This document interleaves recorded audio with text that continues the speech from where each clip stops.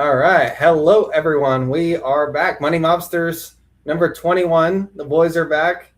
Dougie held it down last week. I had some other stuff to attend to, but Dougie held it down. But we're back in action today. Both of us, full agenda. We're gonna have CEEJ joining us here in a bit, and he's gonna do his thing. He's gonna cook a little bit. So we should have a good show. As always, this is not investment advice. Just a few guys sharing their due diligence and what they found.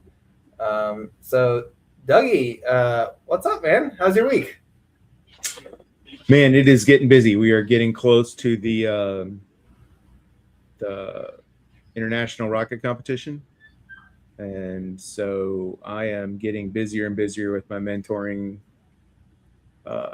activities that I'm taking on for some of these universities, and we've had some people in the mentor role drop out over the last week because they couldn't do the travel. So I got assigned a couple of additional schools. So I've been scrambling to get up to speed on those.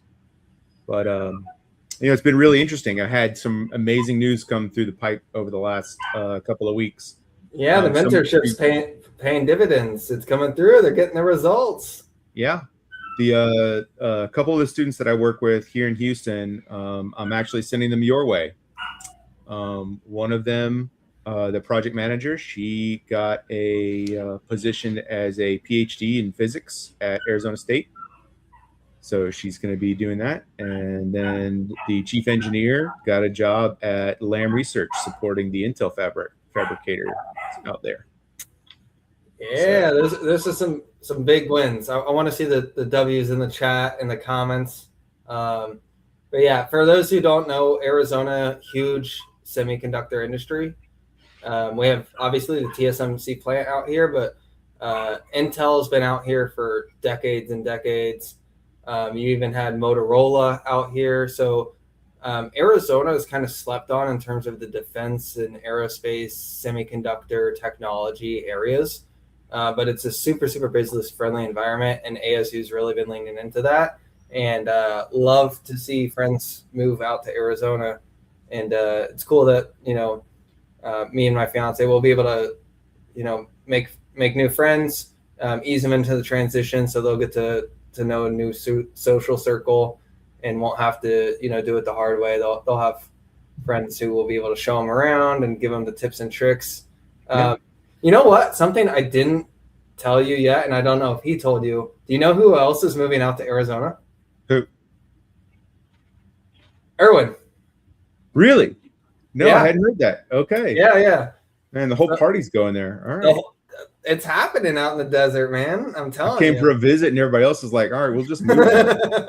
Exactly. They're doing it permanent. But yeah, it's a great time out here in Arizona. Like, just the city's growing, it's expanding, business is booming. So far, like, the politicians, other than the ones that we send to DC, have some common sense. So it's nice to see, especially if you like juxtapose that across some of the states that aren't having common sense. It's like kind of day and night. And yeah, there's lots of room to build. They're fostering a lot of industry. Obviously, everyone knows that Taiwan has a unique risk to it when it comes to semiconductors. So they're really, really pushing on building out that manufacturing industry base here in Arizona. Really, the main struggle is water. So, like, depending on the conclusion that you come to with how much water Arizona will have and for how long, that's usually the main consideration. But it's still medium cost of living. It's not crazy like California is or like Austin has gotten. It's still a very medium cost of living city. I like it out here, man. If you can handle the heat, just be ready for a little bit of like staying indoors for the 3 months in the hotness of summer during the daytime, because it does feel like you're walking in an oven. In Houston, I'm sure it feels a little bit more like a sauna mixed with a steam room. It has been like mid 80s, but it's like the temp feels like 100. It is like literally the dew point has been like in the 70s for the last couple of weeks. It has been absolutely disgusting outside. Yeah. Whereas like out here, like it does get hot. You do get smacked in the face with the raw heat, but it's super dry. So kind of the moisture just like wicks away. So you And don't it end up does with, cool off at night, right? yeah. So here's how I'll put it. 9 months out of the year, it does cool off at night. Once the sun goes down, it's 85, 90 tops, which sounds hot, but when it's a dry heat, it literally It's still feels comfortable. like 70. Yeah, it's comfortable. It's fine. Like I wouldn't recommend running, like going for a long run at 8 p.m. at night in July because it like when your starting temperature is 117 on July 15th and the sun goes down, congratulations, you now have the new low temperature of 107. Yeah, So it's the morning. You want the morning if you're going to be doing outside physical stuff. Yeah. yeah. So yeah. It's anyway. It's just been disgusting here, and I was like, oh man, I wish I was somewhere it was dry. So I am going to the desert next week for a whole week for the whole week. It's why we got the spare bedroom, dude. You're welcome over anytime. Fantastic. I'll definitely be hitting you up for that. Dude, while we're getting into a little bit of like So yeah. So what's going on in your life then? the personal life section You here, have some news. I do have some news. Hopefully, it is still here when I go to the dealership tomorrow. The dealership tomorrow. Ooh, what's he buying? Oh, he's buying a blue sports car because he wants to go fast on his commute to work and have a little bit more fun. Um, so this would be the first car that I ever buy brand new. Um, right now I have kind of a beater car. I've been driving the same car for a decade, preaching to the Dave Ramsey choir. Well, not really preaching, but subscribing to in terms of the cars, because that's always the thing that gets Dave Ramsey going is the cars, right? Yep. So this is the Toyota, very sensible Toyota. It would cost like $37,000. I'd be out the door for like 40 once you include all in like the mandatory stuff. But Toyotas, they just run forever, and this one it kind of checks all the boxes. You got the suede seats, which is a big deal out in Arizona. Instead of leather seats, you need the suede seats so you don't end up, with 150-degree leather on the bottom of your pants or shorts, even worse, right? Okay. We've got the stick shift there, 6 speed. Um, I took it for a test drive yesterday, and oh boy, I'm with Matt on this one. I sat down not wanting to like it because like it's just so much cheaper to have my paid off car that I don't even have to have comp and collision on because it's so Right. cheap. Why would I? And then you test drive this thing and you're like, oh, I think I might need this in my life. Um, she really is happy above 6,000 RPM, which is exciting.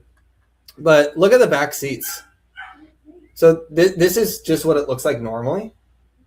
They call it a four-seater, but man, this is a two-seater with some All right. Are storage you in the back. just going like full like high school car stereo nerd on it, or Um, well, so there's just no space back here, right? You're not fitting an adult back there unless you hate your friends and family.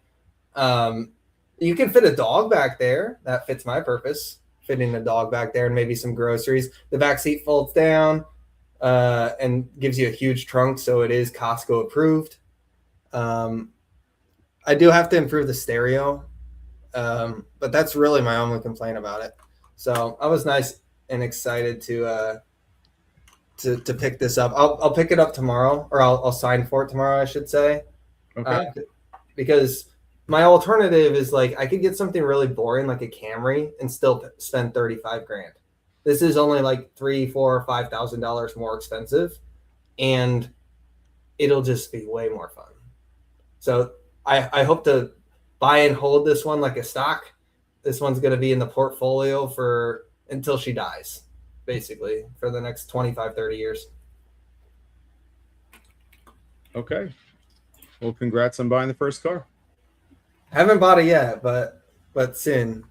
She's fun. Do you know about these Toyota GR 86s? Is it faster off the line than my Tesla?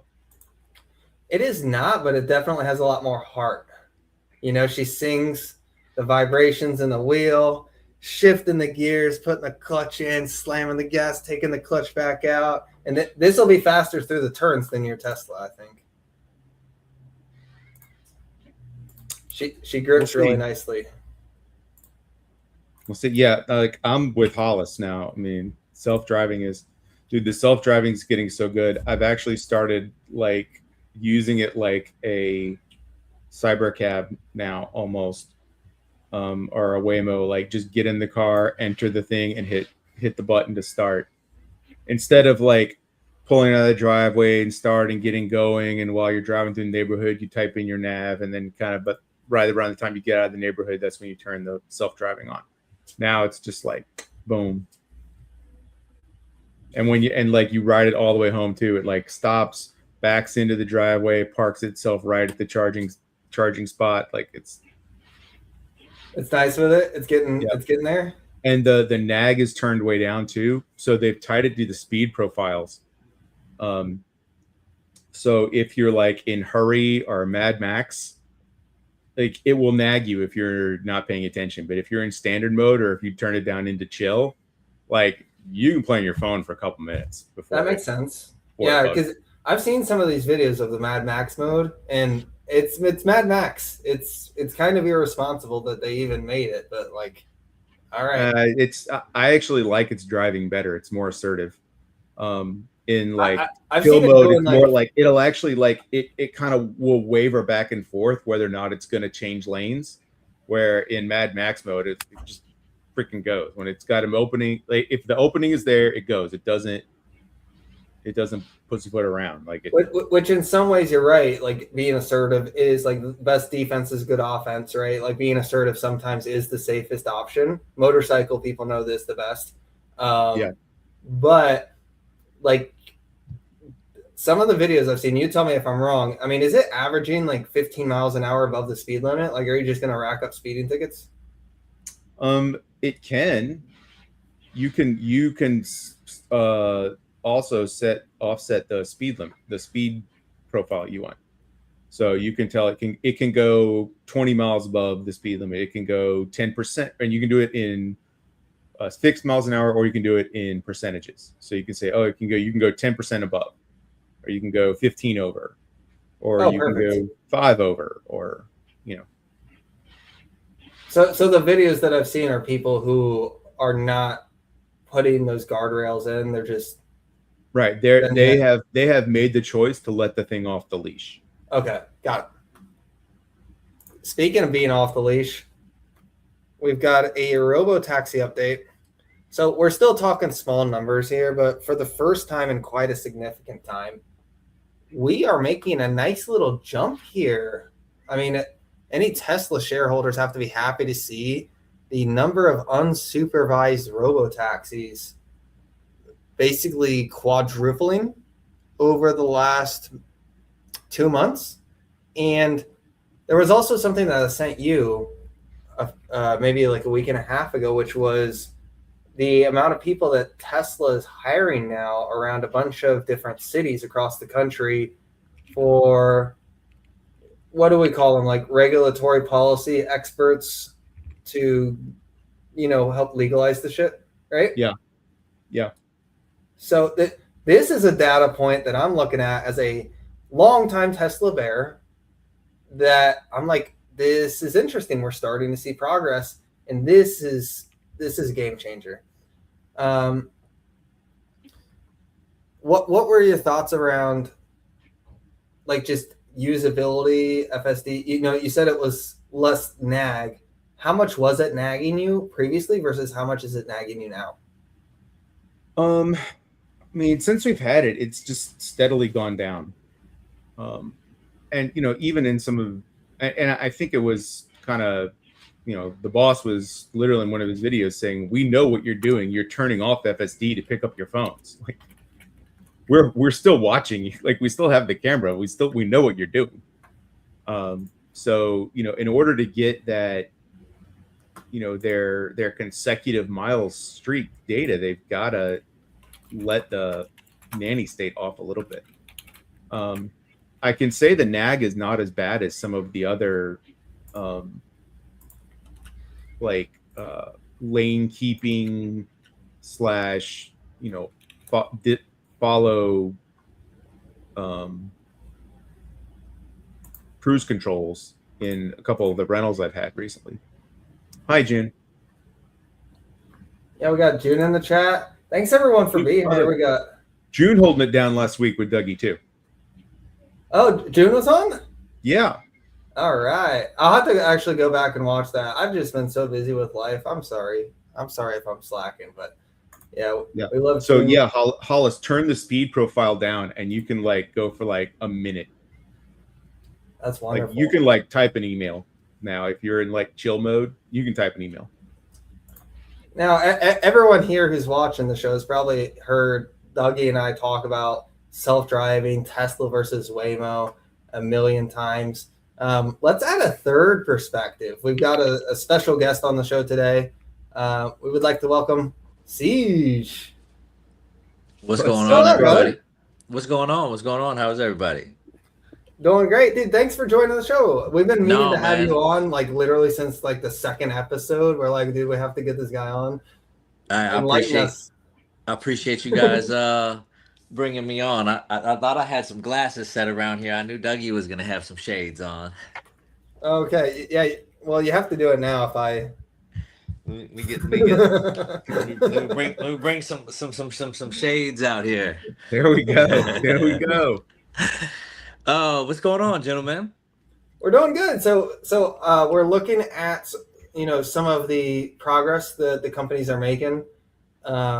We just talked about the number of unsupervised robo-taxis, the amount of nag and the new FSD update, and then also one that we haven't covered yet is Waymo spending about $200 million to acquire some new proving grounds in Arizona.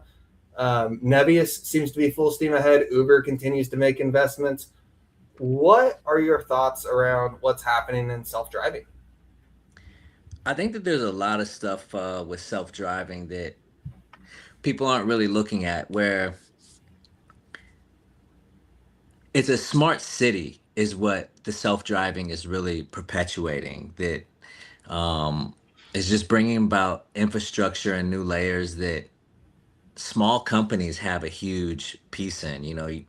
It's very controversial too, because smart cities mean that data gets collected and that LiDAR and video footage of everything.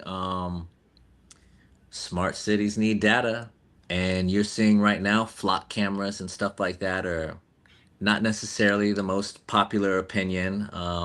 At least that's the fireside chat. But that brings about like little tiny aspects where if you're going to have cars that are driving out or running around with no drivers, you're going to have somebody who's monitoring that, who's managing traffic, who's managing wrecks, who's managing parking lots, who's managing all of the fines that are going to happen when somebody or something doesn't adhere to the laws that are at hand. And so there's a lot of interesting policy changes as well. And I'm curious to see how that gets integrated, because everybody's going to be forced to share. And I'm not sure if it's data restrictive or data producing, where the competition kind of steps in and takes bites, because it's DOT. So each state and each city and each jurisdiction is a little bit different because they're kind of regulated on their own. So funding and policy is something that isn't necessarily really easy to lobby for either. So let's break that down. So that's why we're going to need a national approach to it, because every little town that wants to throw a wrench in thing, they're gonna ban data centers, and they're gonna ban flock cameras, and then they're gonna ban self-driving cars. So let's break down what flock cameras are for those who don't know. There's cameras sort of all throughout the country that they're starting to install, that when you do a crime, it's basically capturing the license plate at common throughput areas, so that if they see that someone robs a Circle K and they've got the license plate of whoever did the robbing, the flock camera is going to pick it up, and then the authorities know. So there's the obvious big brother argument versus, are we just actually reducing 90% of the crime that's committed by like 3% of the people because we're now just giving law enforcement more effective tools. So there's definitely that argument. When you say smart city siege, can you break down what you mean with like that encompassing term of smart city? Because I know you do such a great job of following policy, not just at the federal level, but at the state level, which is how you're able to find so many like SMID cap companies that have done Right. so well, is just by following what's going on the government side. Before I do that, I don't know if I'm messing up, but I can't hear Dougie. I can hear you, but I can't hear Dougie. Oh, interesting. Oh. Dougie, can we get a mic check? Mic check, 1, 2, 3. Yeah, I can hear Hmm. Let us know in the chat too if you guys can't hear him, but I can hear him. In StreamYard down here in the bottom corner. Yes, sir. You don't have him muted, do you? I do not have. Let me make sure. iPad microphone. Nobody's muted. Let me see. Maybe I got All right, I took him out and brought him back in. Let's try it. Check 1, 2, 3. Check 1, 2, 3. No, that's crazy. Can't hear him still. Any ideas, Dougie? I'm at a loss for words on this one. Let me hop out and come back in then. Okay. So we're gonna take a quick technical break with CEEJ before he digs into that question. Dougie, do you want to expand on your idea of like why it needs to be national regulation rather than state level and local? I mean, you only need to look at your Facebook feed to see all the people talking about, this. They'll show you some picturesque, plot of land or something and say, no data center is worth 1 centimeter of this land in Texas or something like that, right? As if like the some conspiracy to turn on everyone's to stop the data. We have to stop the data centers before they destroy all the land and cover it. Well, and the concern is a lot of that. But I am seeing a lot of the like, pushback is mayors, inorganic, right? Yeah, I am seeing though local mayors on their Facebook profiles saying, yes, we are blocking, this data center project or that data center project. And then they're, in the comments for those posts, they're saying, okay, now we got this stopped. Next is the flock cameras. And I'm like, well, right after that is going to be the self-driving cars. I really think it has less to do with, it's not the Teslas that are going to be the problem necessarily, with at least with this type of group. It's going to be the Chinese self-driving cars. They're really going to hate those.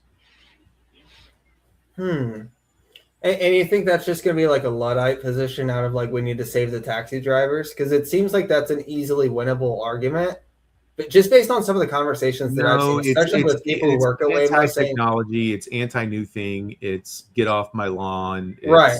But the argument becomes very easy when you say if you let people drive on their own, they're going to kill more people. If you let the Teslas and the Waymos do the driving, deaths reduced by 90%. So are you willing to trade the jobs that these people have for dead people on the road?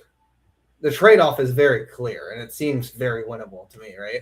Well, I tell you what, if we, I see another glasses change. That was a problem. You couldn't hear me. I couldn't see the screen, and I couldn't hear you, so I put some different ones on, and it's working now. Yeah.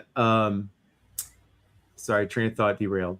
I was talking about the winning argument of you're trading these jobs that are going to go away anyways for more dangerous roads. And you're talking about, but it's not about that. It's not about that. It's about somebody's getting rich and I'm not. And I would rather burn it all down than see civilization advance. Right. I mean, the barbarians are in the gates and we let them in.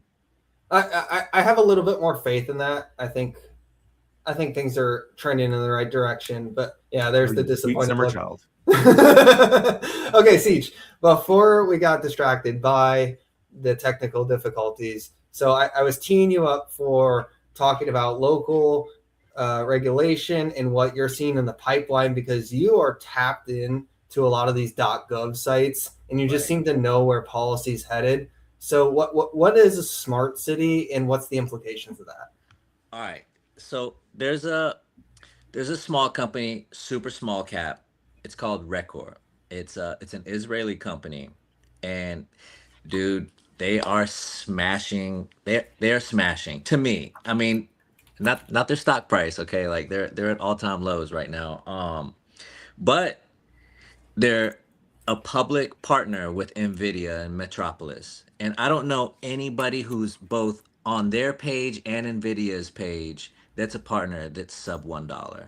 And so I've done like a huge deep dive on just the entire infrastructure. And if people don't know, NVIDIA has a program called Metropolis, right? And it's basically a small footprint of a digital city, right? Trying to make it smart to where everything from crosswalks to street signs to cars to parking lots, all of that is kind of um, in the system. So when you start talking about like robo taxis, it gets really interesting because now this is a new dot for each state. Kind of has their own regulations. You see Waymos everywhere. If you're on the West Coast, you may see a lot of Zooks, uh, which is kind of like it has more British vibe. The Zooks does. It's kind of like a Britishy Carriage. looking, right, Yeah. right. It's kind of like a carriage almost, right? Like you sit in there and you're kind of facing each other like it's a metro cable car or something like that. It feels like And it then you shouldn't go fast because like you're kind of moving backwards. right, right. And so there's just a lot of stuff that goes along with it. And you know the perception that you're talking about where it's like people don't want to like it, people aren't sure about it. You're gonna have I've seen some of the commercials where it's like a couple that's riding their bike, and the next thing that they know, they wake up and they're in the ER, like about to go into surgery, and they're like, "Thank God for smart driving and robo taxis because the taxi swiped us while he was like trying to fiddle with his meter or something like that." So you have a lot of nuance that goes on with it, but the language is starting to change around robo taxis. It's not necessarily traffic control or license plates or toll enforcements or anything. It's smart infrastructure. It's starting to change into these like where it can grow and versus it's just one thing. Hey, the only reason that these cameras here are to like enforce rules. No, they're there to count how many cars are going past for each green light, yellow light, red light. How many times is traffic jams? How many cars are in the lane from red light to red light? So So data driven infrastructure. Yeah. data driven infrastructure, but you start to see where it turns into a surveillance aspect, or even further than a surveillance aspect, it's a sensor. And sensors are huge. You talk about Cisco, you talk about all of these other companies, they're not looking for new infrastructure, they're looking for more sensors. They're looking for more things to where they can start to fine tune these data points. Um, Because and more this data come points equals more More points of control. touch Yeah. right, equals better insight. So companies like more Occupy. right, right, right. Um, so Nvidia's very interesting because it has so many different layers, whereas we just think about, not we, but the majority of people, when they hear Nvidia, they think AI, GPUs, and graphics cards and what have you. But man, they are tied into so many small little niche aspects that really give them the customers, right? Like, man, if this gets passed in one state, it gets passed to the next state, and it starts county by county, and those that starts to grow all of these customers. Because you hear, oh, we're sold out into 2028 to 2029. So where do their customers come from? Their customers come from the expansion of the infrastructure And the expansion of the infrastructure comes with the expansion of all of the damn traffic jams that everybody's zipping into. You know, I live in Miami, so my traffic is a little bit different than everybody else's. Whereas you guys in Houston and in Arizona, it might be a little bit more understandable. You have highways everywhere. We just got a bunch of crazy drivers that drive all of the wild, cool, flashy, and hoopty cars that there are on the planet, and we're driving like it's GTA out here. Okay, um, That's gonna be me after I bring this GR86 home. hey man, you know, like I jokingly say it all the time. You know, a lot of people are relocating to Miami because it's the new wave, and I'm like, the people who are coming from Michigan and in Iowa who drive like normal individuals are kind of like messing it up for everybody else, because I'm like, dude, stop yielding and stop stopping in the middle of traffic and letting somebody get in front of you. Like, you're jacking everybody else's flow up over here. Like, people are looking at you like, oh, this guy over here, you know. um but I start to see these things, and you know, I like to pay attention to it. I read, and I might not necessarily understand what it takes to be a traffic engineer, which happens to be like one of the most difficult PhDs that you can have, Yeah, as the math traffic on that gets management. quantum, but the math starts getting difficult on that hard Right, or right. quickly. And you know, I'm a quantum bull, so I have to think about what are the use cases that aren't necessarily in the conversation right now. Traffic, number one to Yep. me. I mean, Because I don't. here's one. So you could have like a lot of, and I'll for the benefit of the audience, I'll break down what we mean by traffic and what you can do with sensors and so on and so forth. So let's say you have a bunch of street traffic at one light that gets really built up. Well, the smart cars are going to, and even not so smart cars now, but the GPS is traffic aware, so they're already going to change your route to go around a bit. They might change your route to go around a busy intersection. A self-driving car will actually do that without the Right, user having to approve it, because of the data that it's getting for the traffic awareness. Now, the next level of evolution, and here's where you start needing quantum computing, is when you start saying, okay, well, other red lights in proximity understand that they're tied to this one that is this major backup, and so we're going to change the frequency of those lights to allow for the additional traffic that's coming through there right, and reduce the pileup that was at this one location. Or right. and they'll also be able to respond based on accidents and stuff like that as well. I have a Right. question. Go So, ahead. and I don't know why I ever thought like we'd get both you guys on a podcast and quantum wouldn't come up. Of course, it was gonna fucking come up. Salute. But so my question is something that I think about a lot is whenever airports have massive cancellations and you have a billion different variables. You've got these planes over Right, here, and like right, this flight was late, therefore this flight is late, and there's just a bunch of domino effects that are happening. Especially if you look at like what happened with Southwest a few years ago. Is Yep. this something that quantum could also be applied to? Yes. right, right. I totally agree. Think about it though. Think about how many people, as soon, I mean, like, information is quick for us now. I mean, even if there is a thing called latency that us normal individuals have access to, we're all tapped into our apps for American Airlines, Delta, Air Canada, Alaska.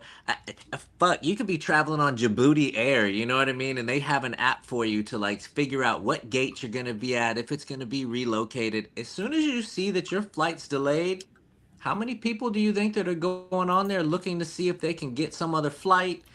You know, their Yep. traffic, not only their luggage. I mean, Has to you get know, rerouted. when Yep. when the airlines went down with Southwest, you know that I think it was Southwest, the only one that was still running. And you know, one of the reasons why they were still running is because they weren't tapped into computers. Your lost luggage is still, I don't know about now, but at the moment when this happened, it was still done by pencil and paper. That's how they kept all of their logs for lost luggage. That's why everybody's lost luggage is a freaking problem. Yeah, that So, did work against them though a few years ago So yeah, they avoided the CrowdStrike dilemma, but a few years ago, during like peak travel season, I think it was like on December 23rd, right before Christmas and New Year's Eve and all that, they lost everything due to one snowstorm because they had almost everything based in Denver and it got totally snowed in. It was like 3, 4, 5 feet of snow, something crazy like that. And it blew up their business so bad that I think it was called Winter Storm Elliott. They even gave it a name. That's how bad the storm was. And they had all their operations in one hub.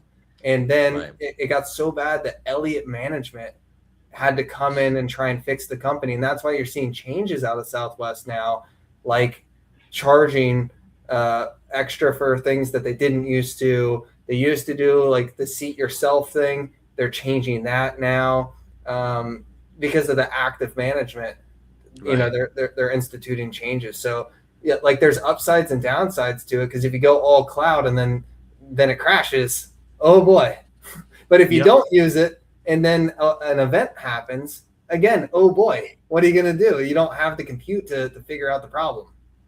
So, Exactly. You know, so what you have is an NP hard problem, and traditional computing might take a couple of days to figure out how to route all the flights around the like a closed airport or something like that that can get all the passengers where they ultimately have to go. And then if you use quantum, you might be able to solve that problem in 15 minutes, which not is only not not like only an instant answer, but 15 minutes is okay. Well, if you get delayed for 15 minutes, well, now we can start. You know, if you get your answer within 15 minutes or even an hour, you can start working the problem to bring that out rather than sitting around not being able to do anything and just waiting on a solution. but think about this too. All right. A lot of these companies have old school computers. They don't really even have flat screens at the at the desk. You know, they still have like a big they got a I don't know. I thick mean, monitor sitting up there on that desk where you're checking in. I don't So know if I where got CEEJ is flying, but man, I'm at modern airports, bro. Hey, I mean, I'm all over the world, but what I'm saying is if I got modern computers and I need all of this AI infrastructure and cloud and stuff like that, I got to have a server rack. I got to have Yeah, extra people that I'm paying, right? I got to have all of this extra compute. Quantum, you need all of that? You need all that power, all that extra juice? Go, no, sorry. You know, people really forget that quantum doesn't need this nuclear power facility to do the work of 1,000 supercomputers. So, you know, it's a very interesting topic, and I think that the robo taxis can really show air taxis how to freaking work properly, right? yeah, And 100%. it sucks because the infrastructure change is going to require liquidity. It's going to require dilution. It's going to require new certification processes. It's going to require new bosses to make sure that everybody else who's been doing it old school, control alt delete motherfuckers is not going to work anymore. We're going to have to teach you and educate you on a new process and how to do it. So You know, capital and education, capital and execution is what I just heard from you. right, right. I mean, but you know, airfare in Europe right now is just a complete shit show, right? Like 3 hour waits is what they're notifying people to be ready to wait just to get into the airport. And then you're going to have to wait for, like Dougie's saying, all of these, you know, 30 minutes, 45 minutes. And this is all like, we're just shifting things like, these people didn't make it to the flight, so I can take 15 people over here from this terminal and they can get the flight. And we can bump these people from terminal F and they can go all the way to L, you know? You got people running around all crazy and everything like that. It's no different than traffic on the highway. You know, I mean, people do Yep. the same thing. Oh, there's a detour on this ramp right here. Well, where the hell do I get off? Now I don't know. The GPS is tweaking out on you, and you get into one of them State Farm commercials, you know. Uh, so I think there's a real moat that nobody's really talking about um with the robo taxis because they've been testing it for a long time, right? And they've been kicking Elon's ass all over the place. You know, as as smart and efficient as the man is, he you know, he parties a little much and he bumps his gums and he doesn't necessarily get the pass all the time like he should. And that brings a slight hiccup in the allowance to pass his system off as being okay, we can trust this, we can bring it on board. You know, this is what happens with a lot of companies when they start announcing a lot of things. You highlight, you raise your hand. Hey, who didn't turn in their homework today? Five people don't turn their homework around in on, and you happen to be sitting around those five people. Hey, guess what? The teacher's just going to assume you didn't turn your homework in either, right? So that's going to bring scrutiny from regulation, from policymakers, from Senator Warren. You know, I mean, like you're going to have like a bunch of cranky people that just want something to complain about in these Congress settings, and they're going to be like, we need to look at it a little bit more, and I need to give this person who's a legacy partner, and they've been supporting me for the last 15 years, and you know, you get all of that stuff. But But it does once feel like, despite how distracted you might say Elon is, right? Like he's got too many families going on, too many companies, whatever. He's like, that SpaceX IPO merging, like it is all eventually coming together. At some point, he is going to be able to focus on it. And if what Doug has been preaching for the entirety of Money Mobsters comes true, and the technology is there and it's built for the long term and they're able to prove it out, then you end up with this rip where once everyone agrees that it's safe, the Senator Warrens of the world can shut the fuck up because they have no leg to stand on. no Yep. doubt, no doubt. You know, okay, this let's go back to the robo taxis right here real quick, because this is where it gets really interesting, especially for robo taxis. So, roadway intelligence, transportation data, analytics, and support transportation infrastructure, road conditions, potholes all over the place, detours down here. You have uneven things. Hey, let's say you have a vehicle that's traveling and it's got biohazard material in it. Are you going to send it down a road, or are you going to permit it down a road that has a bunch of potholes and things like that? Probably not. You have a semi that weighs a certain amount. No, sir, you can't go past this over here. This is a part. You know, we have an old infrastructure too. A lot of our highways, you know, and um, you know there have been failures with bridges and all of that other stuff. But then people start to get really sexy with some of the programs that they got, like Alpha Maya 2 Super. Has anybody heard of that?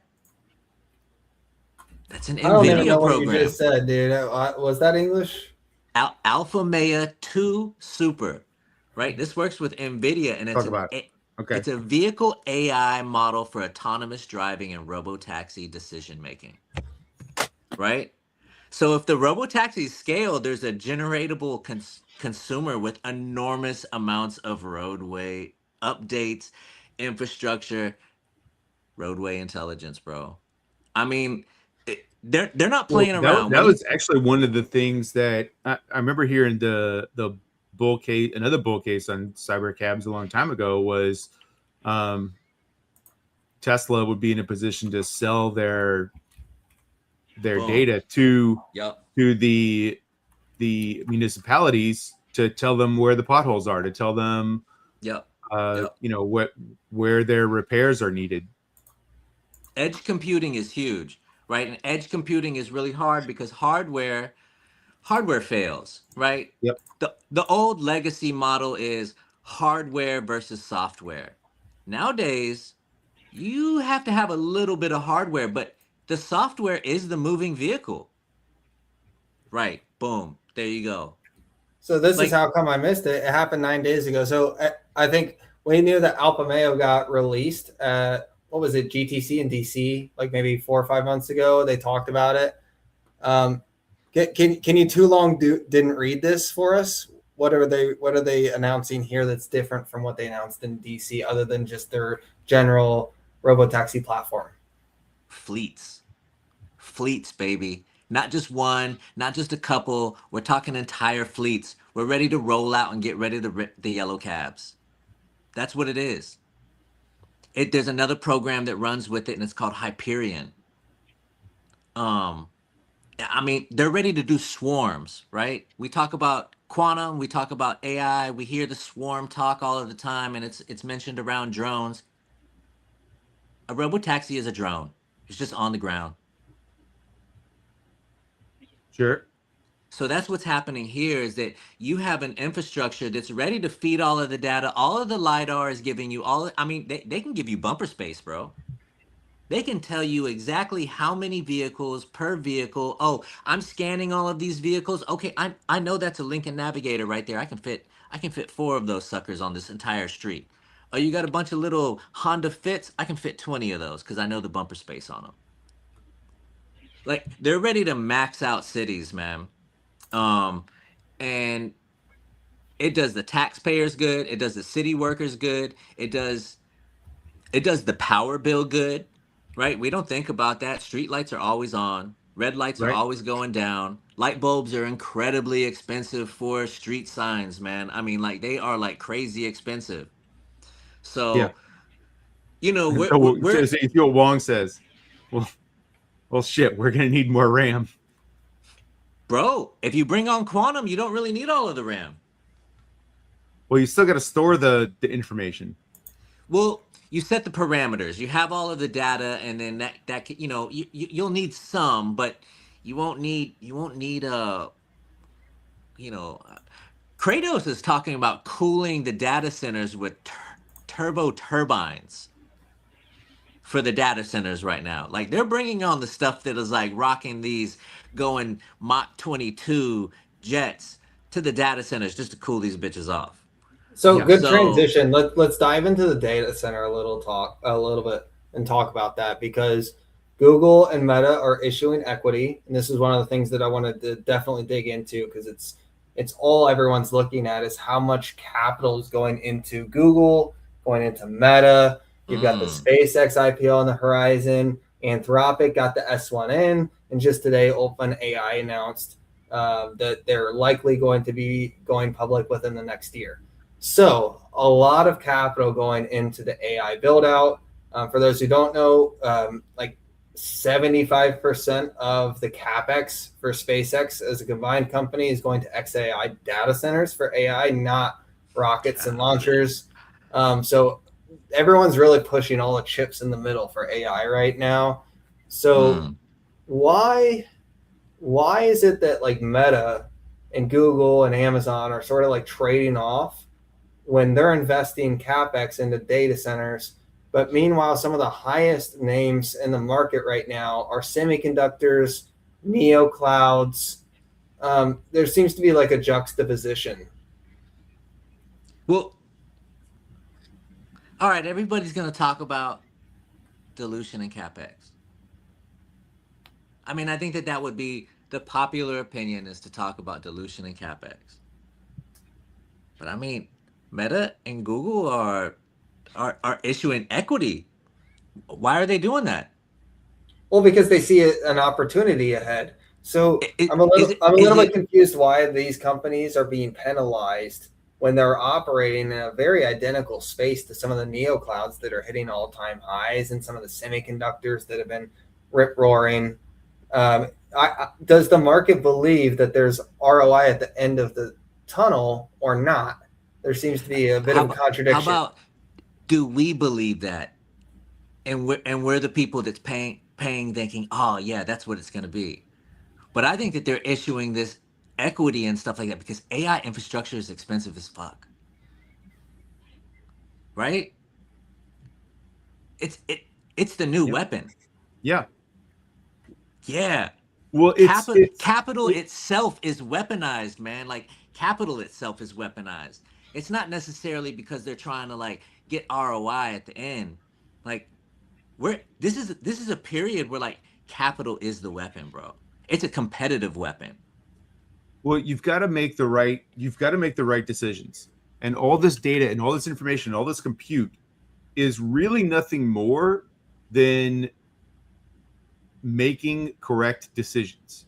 And so what we're doing is we are taking a process that took rare individuals who had what we would say a soft skill set of wisdom and a lifetimes of learning, and we have built algorithms to help us use the internet to learn all this stuff.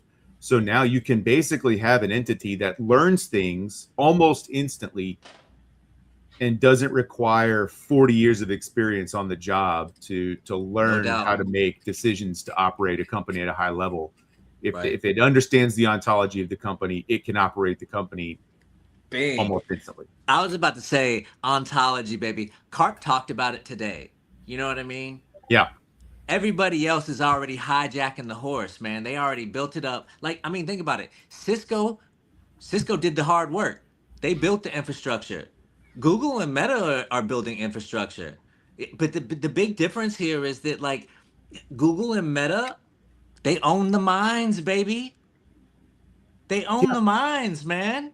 Well, so that brings me to the point that I talked about originally, which is my confusion around why Cisco has traded, like, their revenue is basically flat. It's inflation because they did is exactly flat for the what they last told us they decade. were going to do when Yup. you were in middle school. They built the information superhighway. They did it all. They did You the know, hard work. you know what doesn't make a lot of money. You know what isn't sexy? The interstate traveling.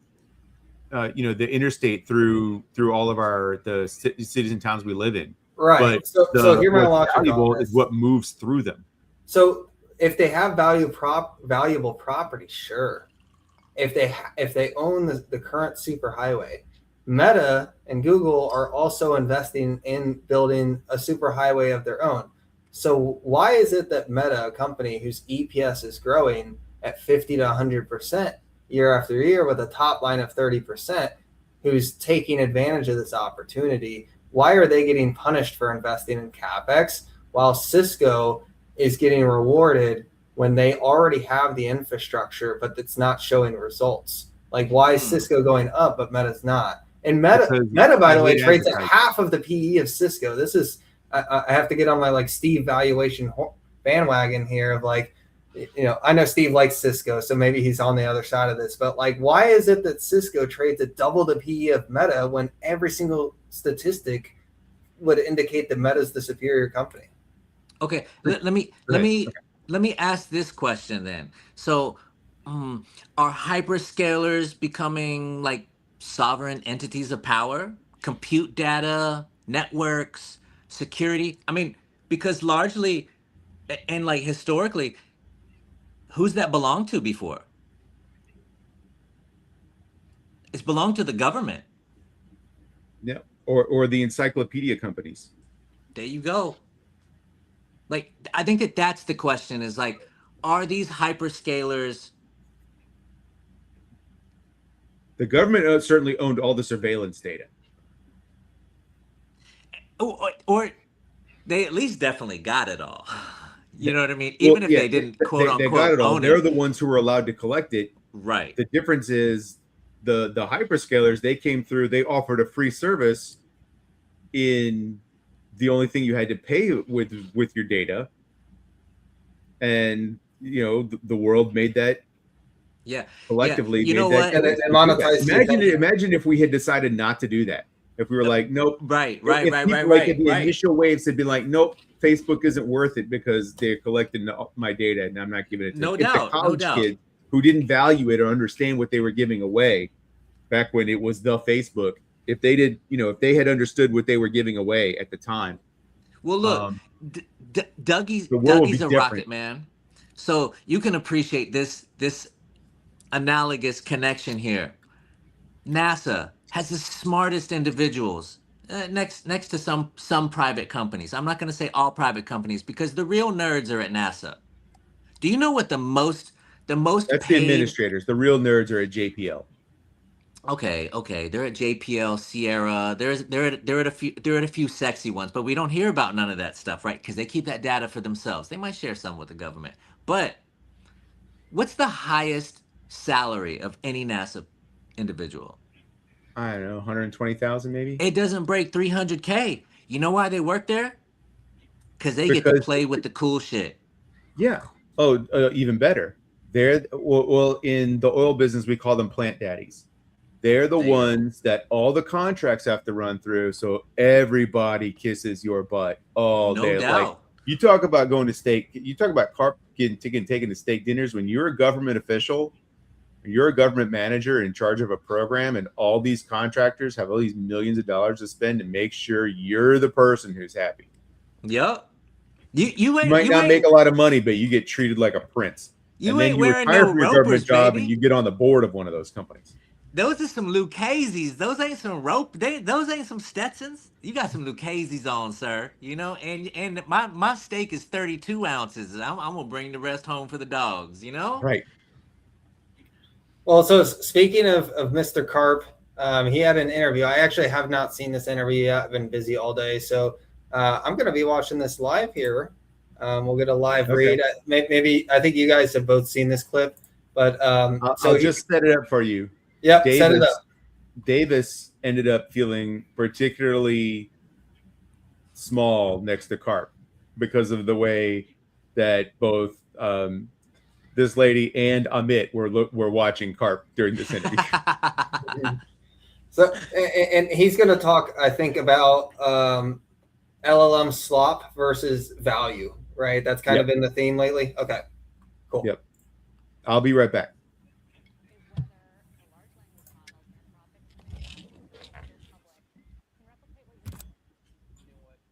It's a real question. Sorry about that. Let me try that again. My volume on YouTube was way. Because I think the biggest question around Palantir right now on Wall Street is whether the large language models, the Anthropics and the AIs, which are about to go public, can replicate what you're doing. You know what? It's a real question that no one in enterprise factually is worried. Like, you know, investors are really interested. Short term have no idea what they're talking about. Long term end up being right. But we will just debate this with the facts.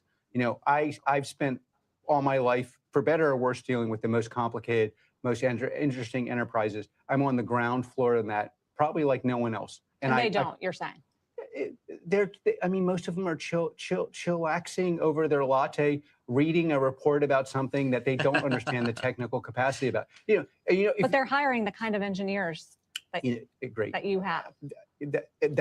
And those kind of engineers are great engineers. And I'm telling you, they don't talk to the enterprises or don't understand the technical challenge. And also, by the way, the ability to be a great investor in the kind of that's where large language models are more useful, because it's probabilistic and you don't have to get better than really 51%.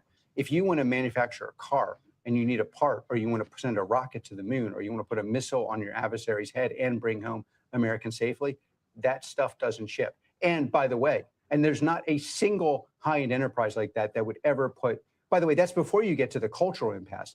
Like when you go to San Francisco and talk to them, their basic vibe is, we don't have to solve your problem today, because tomorrow you're going to go away and all of your problems are going to be solved. It's largely religious.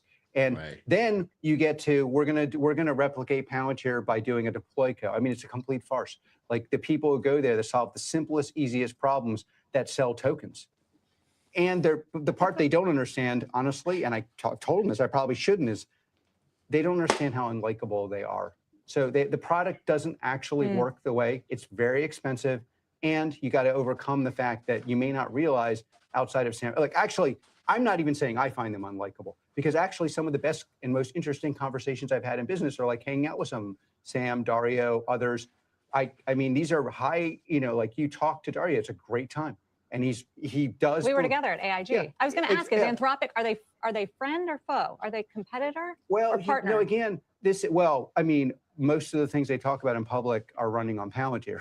So it's like, now, at this scale, we're a nation state. Basically, they are like, we are. He is the frontier person of the leading frontier model company currently, and he's gone from being way behind to being ahead. And he's a very, very important person. And I'll tell you, he believes what he's saying. I just would say that, push away, he believes all problems I think, and I impute him, or believes all problems of the current, present, and future, are transitionary to a perfect future. I believe that we need heaven on earth, not heaven in 20 years. And we disagree on these things, but doesn't mean that, it's like we don't agree on other things. It's like, they agree on certain national security. We disagree. It's not as simple as agree, disagree, bad, good. These are some of the more interesting, important people in the world. I'm betting heavily, and my customers pretty much are on my side, that, it is not that large language models aren't crucial for the world. It's just the implementation is where the value is, certainly in the next 7 years.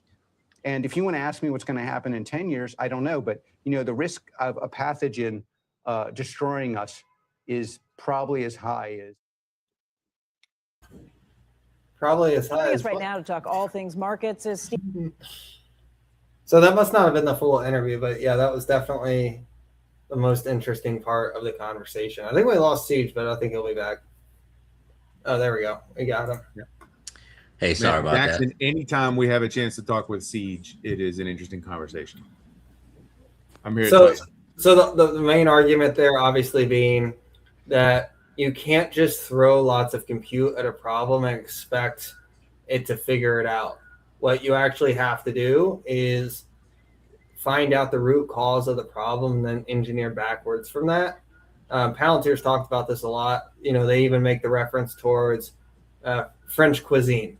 And the reason French cuisine is so good is because the chef and the cook is the one who actually delivers the food to the table and gets the feedback directly from the people who ate the food.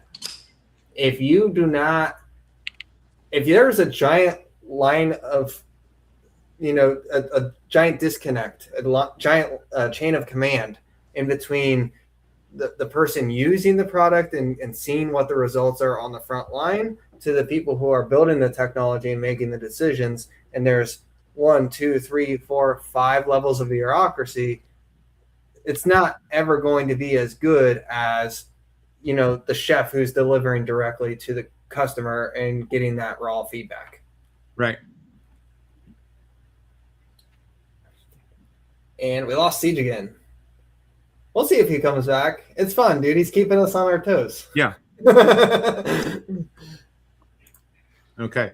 One of the things if he does get back, one of the things I wanted to ask him about is to, kind of let's give him some time to kind of tell the audience what his approach is for finding all these new companies he looks at. Yes. Yeah, we definitely want to ask him that because he's really good at screening. I would say that's actually one of his top 3 strengths is screening, just being able to pull these companies that no one's ever heard of, and all of a sudden he's got his head wrapped around a thesis, and he's introducing this company that no one else in our group chats has ever heard of, and he already knows them well. So he understands the story and everything that Mm-hmm. Yeah, it's amazing. Yeah. So taking the other side of the AI talk, everyone's talking about SpaceX valuation, which I can't get into much. Dougie, you know why, but there's the SpaceX valuation, the capital raises, the, Anthropic and SpaceX getting money. And then I made some tweets about this earlier in the week. But Jensen talking about buying stock after stock, at first he's trying to hold up quantum computing. Then the next week he's trying to hold up legacy software. The week after Who do you think he is, president? Something like that, dude. He's the president of the S&P 500. I'll tell you that much. Marvel, Qualcomm. I don't like it. I don't like a CEO, instead of focused on their business, they're over here stock watching and then giving recommendations to people on live television. Dude, talk about your company. Is that a stupid opinion that this is kind of irking me the wrong way? That's fair. I think for you in particular, as someone who works as a professional in the space, you look for a little more guardrails to be up than maybe somebody like myself or CEEJ who is on the outside and doesn't care. Even without the regulation, it doesn't seem like a distraction. Playing a video game during your earnings call like drove you up the wall? And I was like, you remember, like we talked about, is you were like pulling your hair out and ranting, and I'm just like, sorry, bro, you can't make me care. Like, I don't care. I mean, he's memeing on the fuddy-duddiness of, and maybe that's the Gen X in me. Like, we just always thought half this shit was bullshit anyway and not worth anyone's time. So I can understand that you feel that way about Jensen talking about all these other companies, but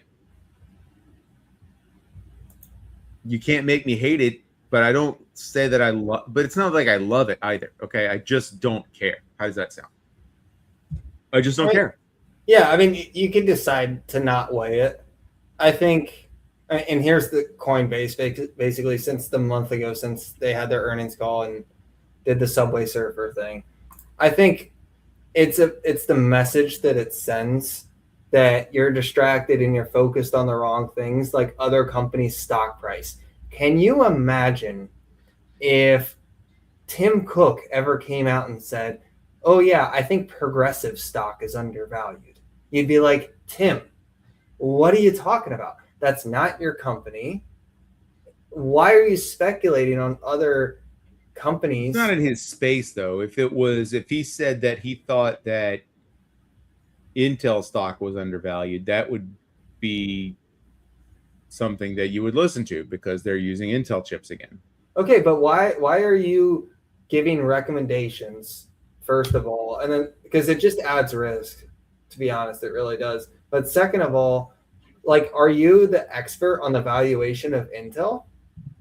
Or are you supposed to be running your company full time and really focused on building out the AI wave? And I like Jensen. I'm nitpicking here, so like, don't roast me in the comments. It's possible to do both. Or Austin, do you do your job and work for your company, or do you look at the valuations of other companies? If I was the CEO of the biggest company in the world, I promise you I would not be talking about other company stocks. Okay, well, I'm just saying the guy feels like he's got his act together, and he's running the biggest company in the world. I think he has his act together. He probably has time to, and he's also trying to grow the entire ecosystem, and he understands that one of the limiting things for his company is whether the ecosystem can grow quickly enough, and part of that is those companies receiving capital to do the jobs that they plan to do. Right, which is exactly what concerns me. And he would rather not provide them all his own capital. So you give them the money. Pumping the stocks so that it lowers their cost of capital and ultimately ends back up in his pocket because the ecosystem grows. So, well, which is worse, for him to pump the stocks so the public provides the capital and the professional finance world provides the capital to those companies, or that he provides the capital to those companies and then gets accused of circular financing? You can't hate both of them. There's only you can. There's only, I mean, it's a circle. You can go around one way or the other, but to get there, but you've got to choose which way. Hold on. This is got to come from somewhere. This is a false dilemma. Dougie, do I have to cut you off or do I have to brake check you? Okay. You know what I mean? Like, I understand that they want more capital, but the market if he's not going to go out there and pump the stocks a little bit and start talking them up, the capital wouldn't naturally come. So that's the market sending you a signal that, hey, chill your roll. We want to see the ROI first, which is why Meta's down, which is why Google's down, which is why Amazon's down. The other names, that's a separate conversation, the Photonics and the SMH names. But,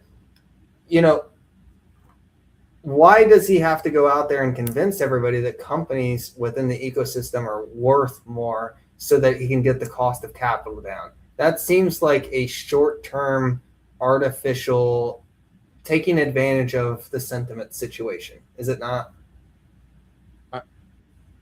So he's taking advantage of the sentiment. Okay, fair game. That's like taking advantage of the sentiment could be an at the money offering, and he sells a bunch of shares of his own stock. Like taking advantage of the sentiment, like why is that bad? Like he's done a lot of work to get the sentiment positive. So then why hasn't Nvidia done that? If they're ultimately the ones behind the whole build out, why hasn't Jensen, if he wants to bring capital into the ecosystem, why doesn't he issue Nvidia shares and bring more capital into the system and then take that cash from the issued shares? Build a buy dilemma. He doesn't want to vertically integrate all the way down to the sand. Okay, like he wants to just run his company and do what he does best.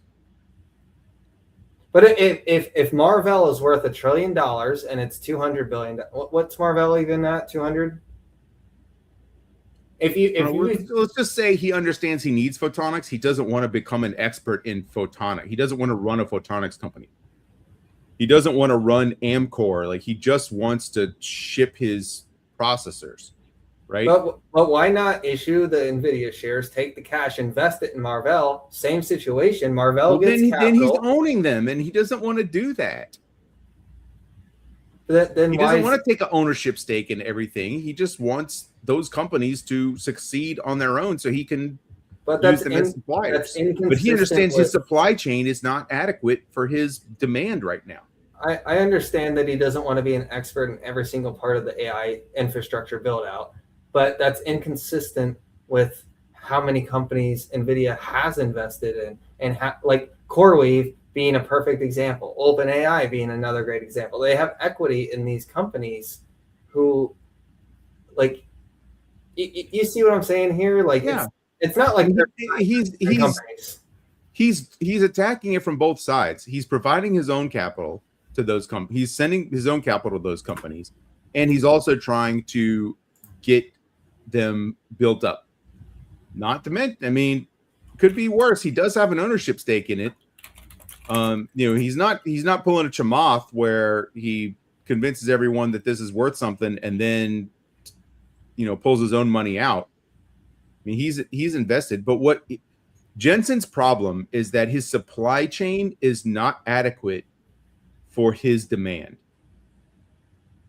So he's got to either take over. He's got to either Elon Musk it and own the supply chain all the way down, or he's got to have an entire network of vendors that can support him. And he understands right now he's the big name. He's the number one company in the world. He's the name everyone knows.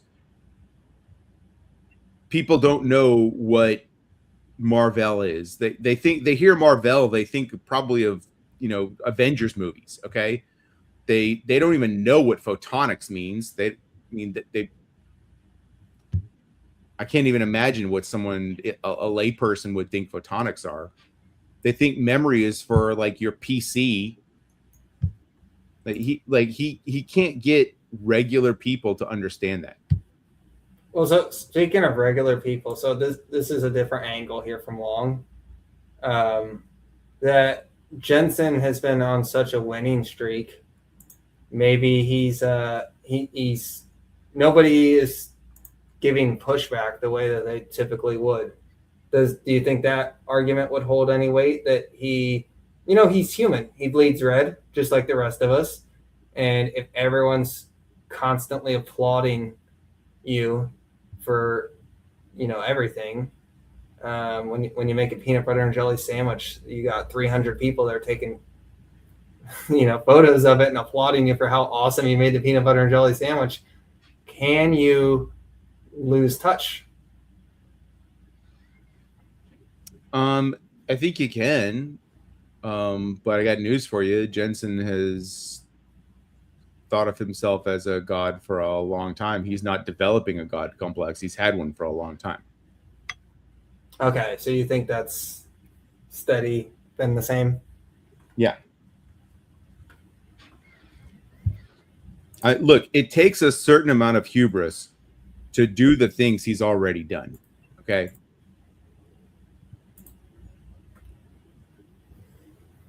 And so far, it hasn't bit him in the butt. He's also managed to stay the nice guy who's friends with everyone and not gotten political at all. Oh, dude, he's so good at just articulation and softening language. I mean, if you guys didn't, if you guys weren't around to see like a lot of Obama speeches, Obama was one of the greatest public speakers of all time. And I think Jensen is getting right up there with him. He can take really complex topics and break it down in a really simple way that everyone understands. He can take really divisive issues and break it down in a way that like doesn't upset either side. He's sitting right in the crosshairs of the Chinese American, adversarial relationship, and he's still trying to run a business at the same time. Like he's just navigated all of it so well without really alienating anybody. It's even when AI is unpopular with like Sam and Dario, Jensen's managed to remain extremely popular, even though AI doesn't really pull that well. It's kind of interesting. He's crushed it. I think we've got CEEJ back. CEEJ, welcome back, my friend. I don't know. I don't know if it's my computer or if it's the Henny over here that's got some issues going on. But we're back. We're back. Yeah. So if you've been hearing the conversation, we're kind of breaking down like Jensen's approach to the market, especially at a time that might feel frothy at points, but also to Doug's point, you're getting cheaper cost of capital for the rest of the ecosystem. What's your take on all this? Well, everybody loves Jensen. Except Nobody, right? But I mean, I don't see nobody from tech. You know who else I see? I see Sam Altman. I see Rick Moranis' fat brother, whatever his name is, from Anthropic. Dario. Do people like them? Rick Moranis' fat brother. I've never heard that before, CEEJ, but that is an adequate description of the man. Look, I think that Jensen isn't selling chips. He's selling trust. And that's how he gets the business. So, there's a lot of aspects. So, here's one thing. Everybody hates Nancy Pelosi, but they love NVIDIA. If there was no Nancy Pelosi, NVIDIA wouldn't be where it is today. People don't realize this, but when she was trading with insider information, bro. Well, you know what? She was also the regulatory approval of a lot of this stuff. Wait. She also flew to Taiwan with. It's the most expensive travel in the history of humans. Is Nancy's flight to Taiwan? Like, she was accompanied with a full battle force. I mean, like, there was a carrier, there was 4 subs, there was three cruisers, and like 6 destroyers. That's wild. I mean, she had F-34s, F-16. She had AWACS in the air. She had satellites readjusted. That was a gangster power move because she was like, you know what? I'm doubled down. I'm sticking 10 toes in everybody's ass. I'm NVIDIA. Here we go. Yo, I said it on when, way back in the day on Emit Shit. Nancy Pelosi is the real Kathy Wood. All right. Like, and to bring it all back, look at what Jensen's done with that. He is the man on the throne. He gets to wear a different jacket every single time. And guess what? Everybody loves him. So he's not really selling chips. Well, he's selling chips to everybody. You know what I mean? Like, you slide him out the back of the door. He's on some Tony Soprano shit. Like, whether it's him or not, hey, it's been verified, bro. There's chips going places that we got sanctions. And guess what? Chuckle. I do my little shuffle and I eat some pad thai over here and some ramen over there. And guess what? Everybody still loves me because you trust me. And he's the man. He's connected into everything. He's too big. He's too big to lose right now. Even if he loses, he still wins. There's nobody that can really touch him right now. Until this terafab thing comes up where Micron does something spectacular, but like everybody's behind. Everybody's behind except for China. Once China starts pumping stuff out, then it starts to get really interesting and weird. But right now, I think that he is definitely, selling some trust. Like that's the moat. Is NVIDIA's moat trust or silicone? It ain't silicone. It's trust. Yep. That's my take. That's my take. I mean, he does a great job too. Like, watch him. You know, I heard what you said when he starts speaking on other people's business. Remember, this is business, and like sometimes businessmen get competitive, and sometimes I got to critique somebody rather than give them a backhand, because they're still within the same infrastructure. You can't necessarily crush somebody, but you can be like, hey, look, I'm still the starting QB over here. You know what I mean? Yep. I'll toss you a pass. Well, Dan Ives has aptly named him the godfather of AI. I mean, Yeah. Kiss the ring, like, baby. If you know, I'm going to make you an offer you can't refuse. Yep. This on the day of my daughter's wedding. Like, you know, he's got a receiving line of people like ready to do favors. If I was gonna do the optimistic take, it would be Jensen feels fine pumping these names and getting investors into these names because he knows in the long term that they'll ultimately be higher because he's confident. But the issue is if he recommends these names and they don't perform or it doesn't work, then he ends up with egg. But on his I don't face. own Qualcomm, Jensen. I own NVIDIA. So will you please pump your stock first? Exactly. Right. We have a great question here, and CEEJ, while you're gone, Dougie and I, this is really the meat and potatoes of what we want to know because we know you're plugged in. So what does being plugged in mean? How do you find all these tiny companies that no one's ever heard of? You always seem to be the first to be finding out. So what does that screening process look like? Okay, so first and foremost, you know, I'm not a seasoned vet in investing, right? I came into investing kind of like by accident. Through my brother, through Joshua. If anybody was at the Miami meetup or at the mod meeting, that was my brother's hand right there. I'm a capital limited individual, and I'm really bored with what everybody else talks about, right? The Nvidias, the S&P, like, you know, hey, I haven't heard it all before, but I've heard it all before. Whenever I hear somebody talk about stocks, boom, it's those.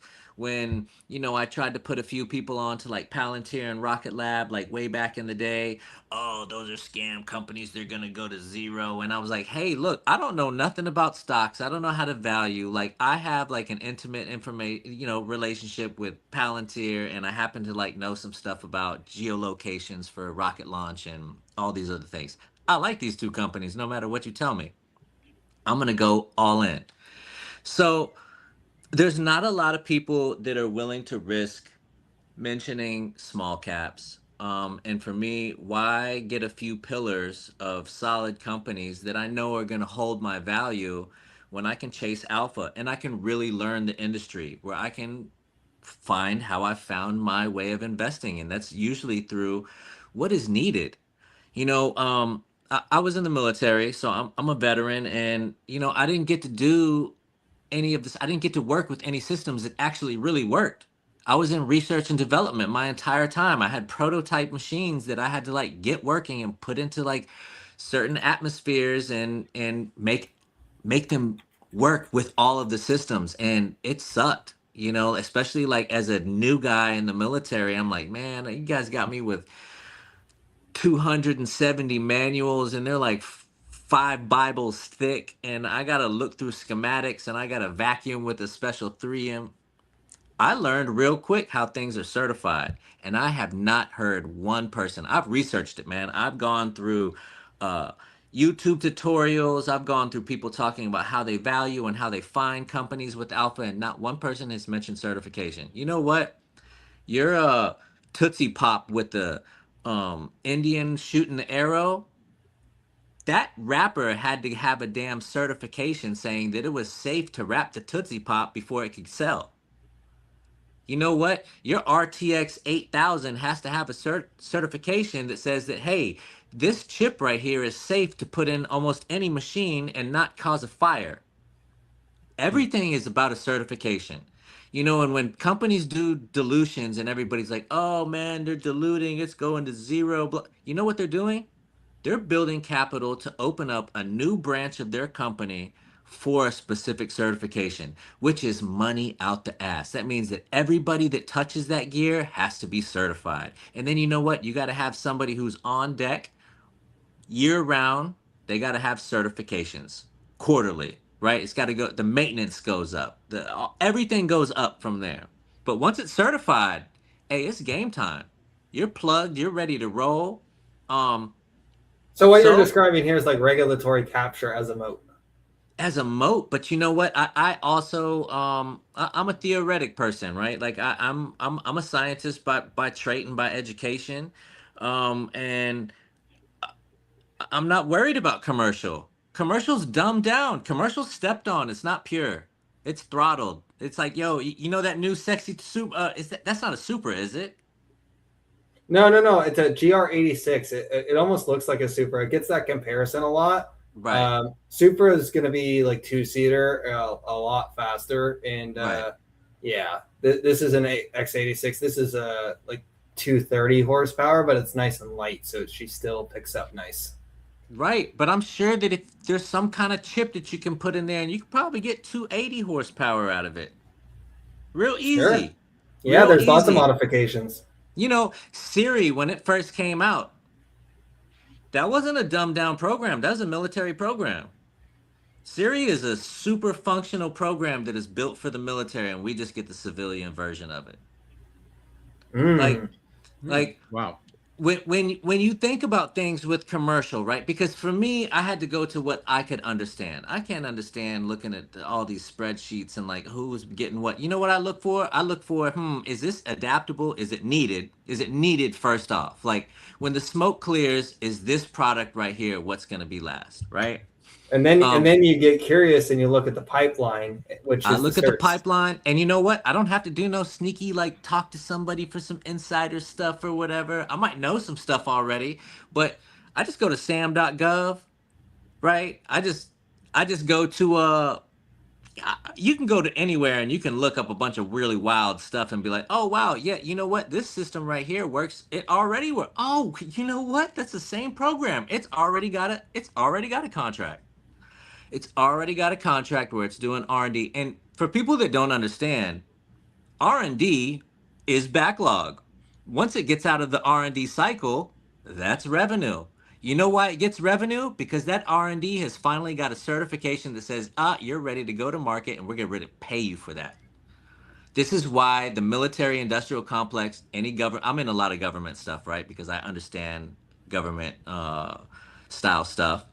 And backlog is massively important. If you ain't got backlog, I ain't checking for you.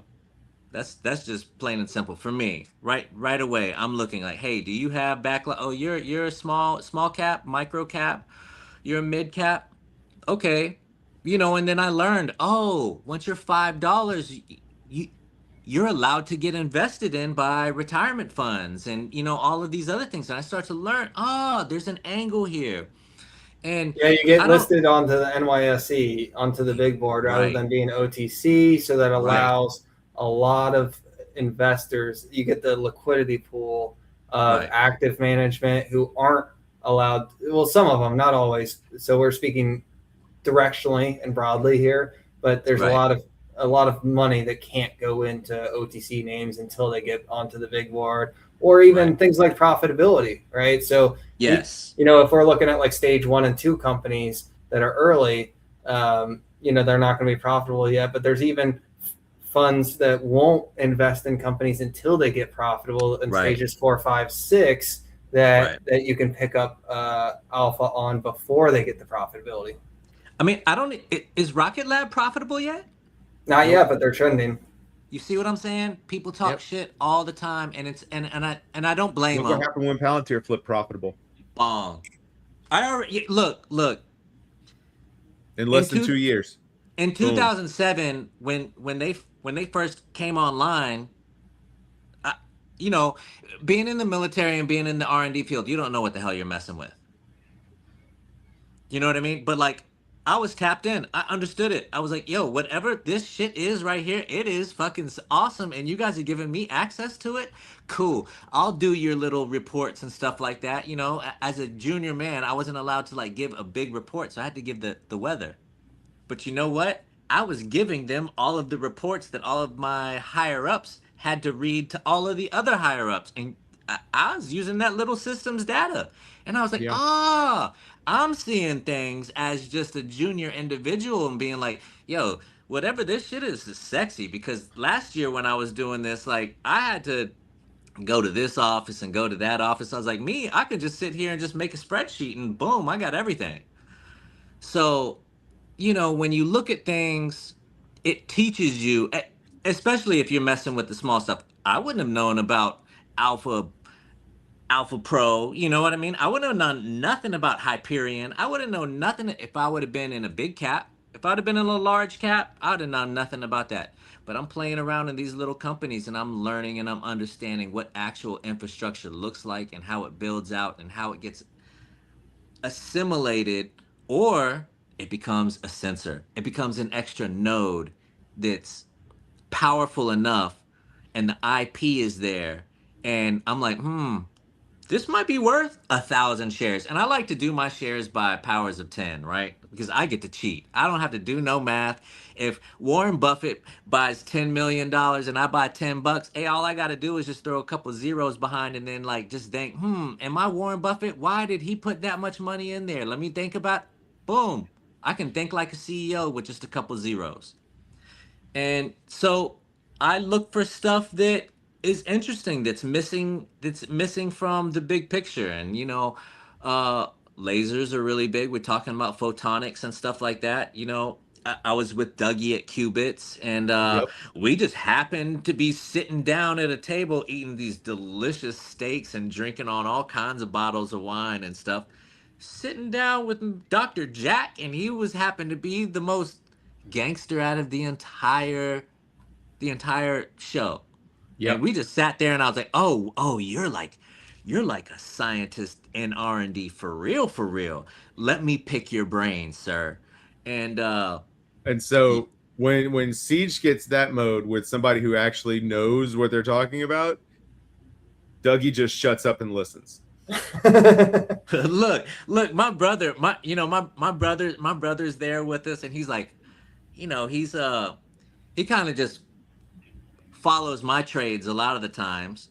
And so his averages are like way better than mine because I'm like, yo, buy now. You know, like this is what I'm in. Like it's done well for me. Just grab you 100 of them. You'll be straight. And he's like, man, I think you just fucking changed his whole game. Like he wants to get back in the lab and do some teleportation type of stuff. You know what we were talking about? We were talking about different color lasers, man. It's not just blue, it's not just red, it's not just green. I was like, hey, is there a possibility for more colors? And he was like, why, yes. Indubitably so, sir. And I was just like, oh man. I was like, this guy right here he's on some stuff. And so, you know, I try and be theoretical and I try and be interested about stuff that's out there, that's small, that nobody's really talking about because it teaches me about science, which I'm interested in, and it also teaches me about how the market works. You know, knock on wood, I've had like one or two companies that has just kind of like crashed on me, but I learned a valuable lesson too. I learned how to dig deeper. So my real avenue for picking companies comes from having like some fucking gangster DD practices, right? Like make yourself a template, like jump into Chat GPT and make yourself a template and find a company that you can test it on that's big and proven, and it'll show you, hey, this is successful. This is what a good company is supposed to look like. This is where they failed and they've made up for it. This is where they've changed the entire board, right? Like you got to watch for that with these small cap companies when they bring on a new CFO or something like that. Hey, that ain't too good. They might be getting ready to motherfucking just sell out and go private. Drop that bitch down to 10 cents and then go private and then just ball out and turn into a max air or something like that, you know? So there's lots of little angles that I've learned to to appreciate, to learn. And you know what? I'm super blessed to have fallen in with you guys, because sometimes I hijack, our little chat, and I ask you probably just rookie questions, but I'll tell you what, it polishes me up pretty nice because I know that you guys have your angles, and I know that you guys are tried, true, and successful, and I can relate with a lot of you guys. Everybody that I've met there, man, I have had nothing but fond conversations and genuine interaction outside of stocks. So for me, 100%. I appreciate that I have, found like solid tutelage. And I've had an opportunity at my university, which is Barry University. Uh, we have a student managed index fund. It's called our Smith team, which is solid. They're gangster.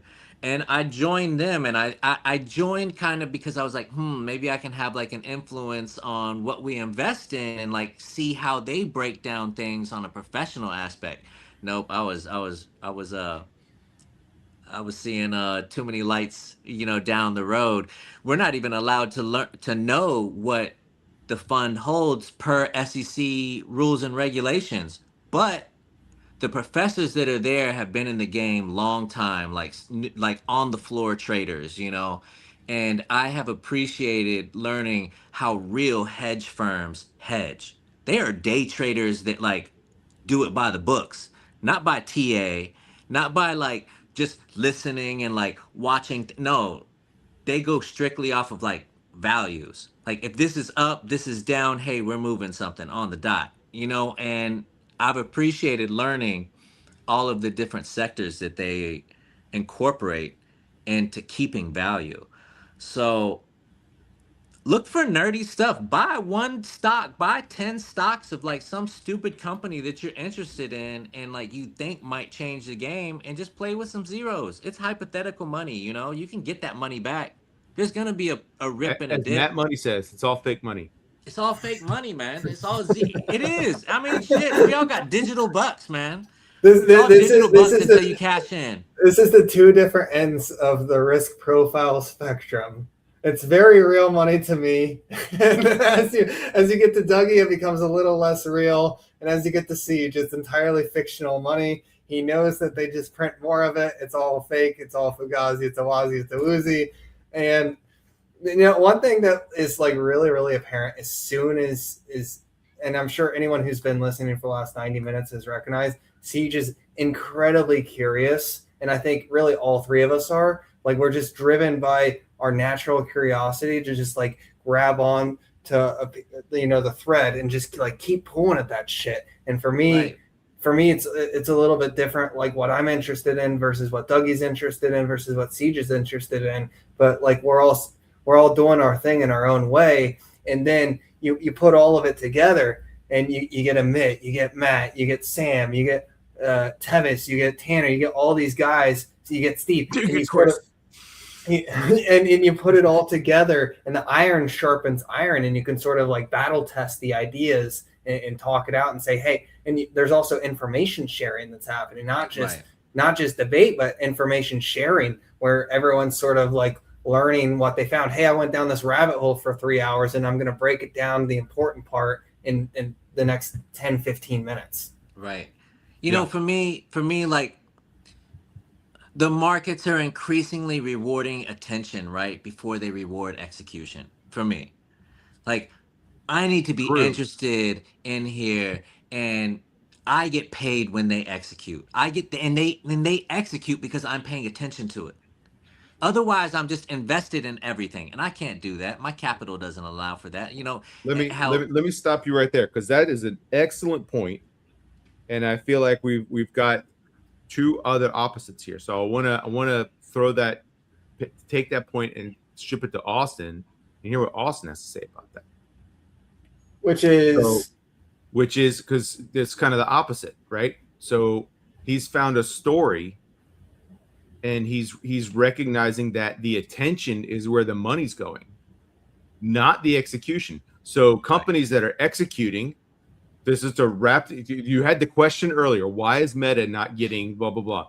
Because they don't have the attention, because they don't have the eyeballs. They're executing, but no one cares about that.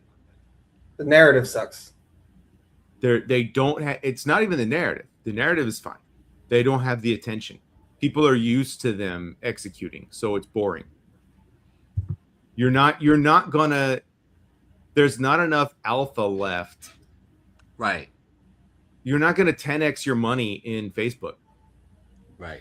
So I feel but that in the world that I specifically. live in, so the goal with Meta is obviously not the 10x. It might over like 15, 20 years long, really long run, right? But the goal For is sure. that you're buying on my end of the risk spectrum where Mhm. you're getting high win rates and predictable returns. You know, if you get a stock that doubles every 3 years, you take the rule of 72. 72 divided by 24 is 3 years. You only need 24% CAGR to double your portfolio every 3 years. So if you've got a million and you get three doubles, you're now at 8 million. You get a fourth double, you're at 16. And that happens every 3 years. So you can go from 1 million to 16 million in 12 years, just four doubles away. And it happens rather quick. So I try not to shoot for the stars, and I look at names that I feel really confident that Right. are going to be compounding, because what's the best way to make money, not lose money, True. right? So there's that, and there's like an expected value.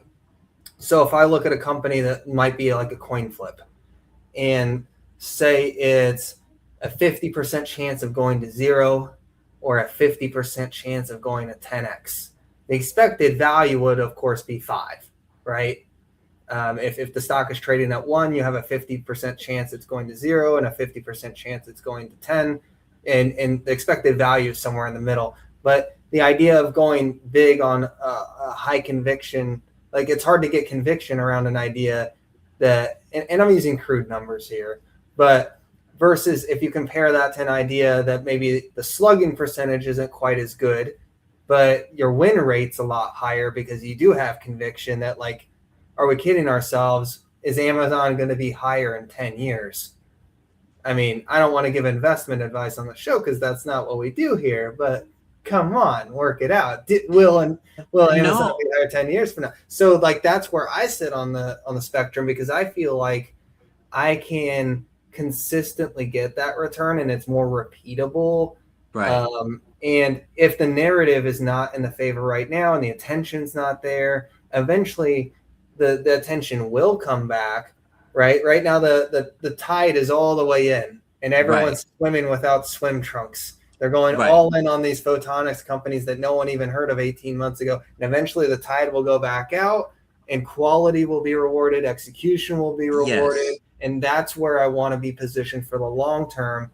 And one thing that Chris Hone has talked about from TCI is that a lot of these really, really excellent companies that execute time and time again and really deliver durable growth and have long evergreen growth engines to them, these businesses that just have massive TAMs, these excellent businesses, they have a perpetuity to them. They have, these certain flywheels that are just too big to be stopped. So like a good example is Right. Meta. Meta grows users, and the users provides more advertising platform to the advertisers. When the advertisers get more money, like, and the platform becomes better for the users, more users come on, and more users begets more users, because and we saw this in the early stages, especially when everybody gets on Facebook. Well, then you can't develop a competitor against Facebook or Instagram Oh, because the network is there. The network effect already exists, and that effect is going to exist in perpetuity. So it's really, really hard to stop some of these awesome businesses from just continuing to win. no, you know what? I completely agree with that. And for me,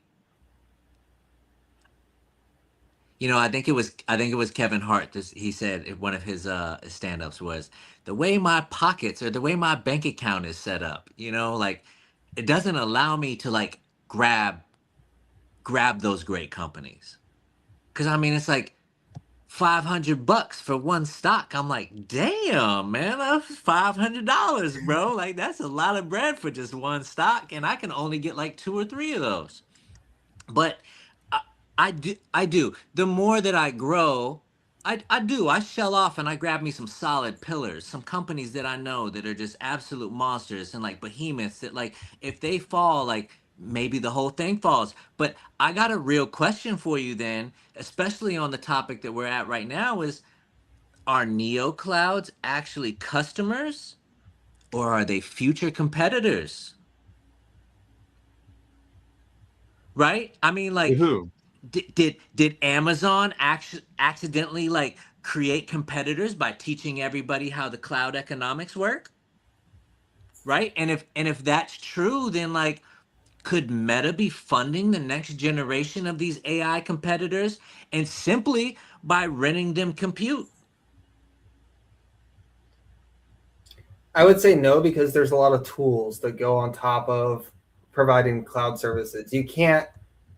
So, and I But don't mean any disrespect to the Carp IRA. talked about this earlier though. Carp talked about this earlier where he's like all of these companies are trying to jump up here and copy what we've been doing Right. and it's producing AI slop, but you know what? A lot of people just need to check boxes. A Now lot of these they'll companies that are eventually out get there, better at it, but right. and no disrespect to the Iran people. I know there's a lot of smart Iran longs, but taking energy that you have, Mm, the bricks of your building, and taking energy, plugging it into GPUs that you just bought when everyone else is buying the same GPUs, you are fulfilling an over demand right now, the supply constraint. You are sitting in the bottleneck. That bottleneck might be 18 months, it might be 5 years, it might be 8 years if AI really rips. But they'll have to build a business within that time period. They're going to be making some money from renting out these GPUs, and they need to build an actual moat, because just owning power is not a long-term moat. It's a moat right now. right. It's a current mode for sure. It's a current moat, but like, how long does that last? If you get SMRs up and running in 3.5 years from now, what I'm happens bullish. to that moat? Right? You're bullish SMRs. I am. I think that they're required. I think that if we're gonna have one on the moon, guess what? It's got to be an SMR. I guess when we have them in space, they got to be an SMR. When we have a 4 deployed SMRs, the game changes. That's We're not gonna boil water on the moon. we're gonna do something because they got to have a quantum computer on the moon. They have to. It's a must. Yeah, but we're not gonna build conventional nuclear reactors on the moon. Well, They don't have water. Like, you have any much BWXT has a water? We're really gonna have to move up interesting. there. It has a really interesting contract for something very similar to this. It's a space it's a space reactor. I mean, sure. But Russia has some solar energy is so plentiful in space. So you maybe, can literally put them where there's no night, but and they what run but 24/7, mm, 365 with much better conversion rate than you have terrestrially. true. But there's a lot of stuff that happens out there. Everybody's like, "Oh, it's cold. You don't need to cool things." It's like, it's different up there. Like the physics is Yeah. different. Like the thermodynamics is a lot different. Like the constraints I mean, I'm and the not vibe. saying no nukes in space. The Orion drive is a thing. Right. For those of you who don't know what an Orion drive is, it is literally, instead of like burning fuel and pumping hot gas out the back, you drop nuclear weapons out the back and you detonate them, and you ride the shockwave of nuclear weapons blowing up like repeatedly as you go like through space. Right. You know, I talked with June and a gentleman by the name of Arthur. I don't know if anybody knows him. Oh yeah, we know Arthur. And He was in LA. yes, and I mentioned something that the hottest and the coldest places in the known galaxy are on planet Earth and laboratories. That's what you need to initiate fusion reactors. Is you need a laser to shine on a diamond and it ignites at a temperature that is hotter than the sun, and that's what starts the core. It's real. Kelvin is a real thing that we're pretty close to.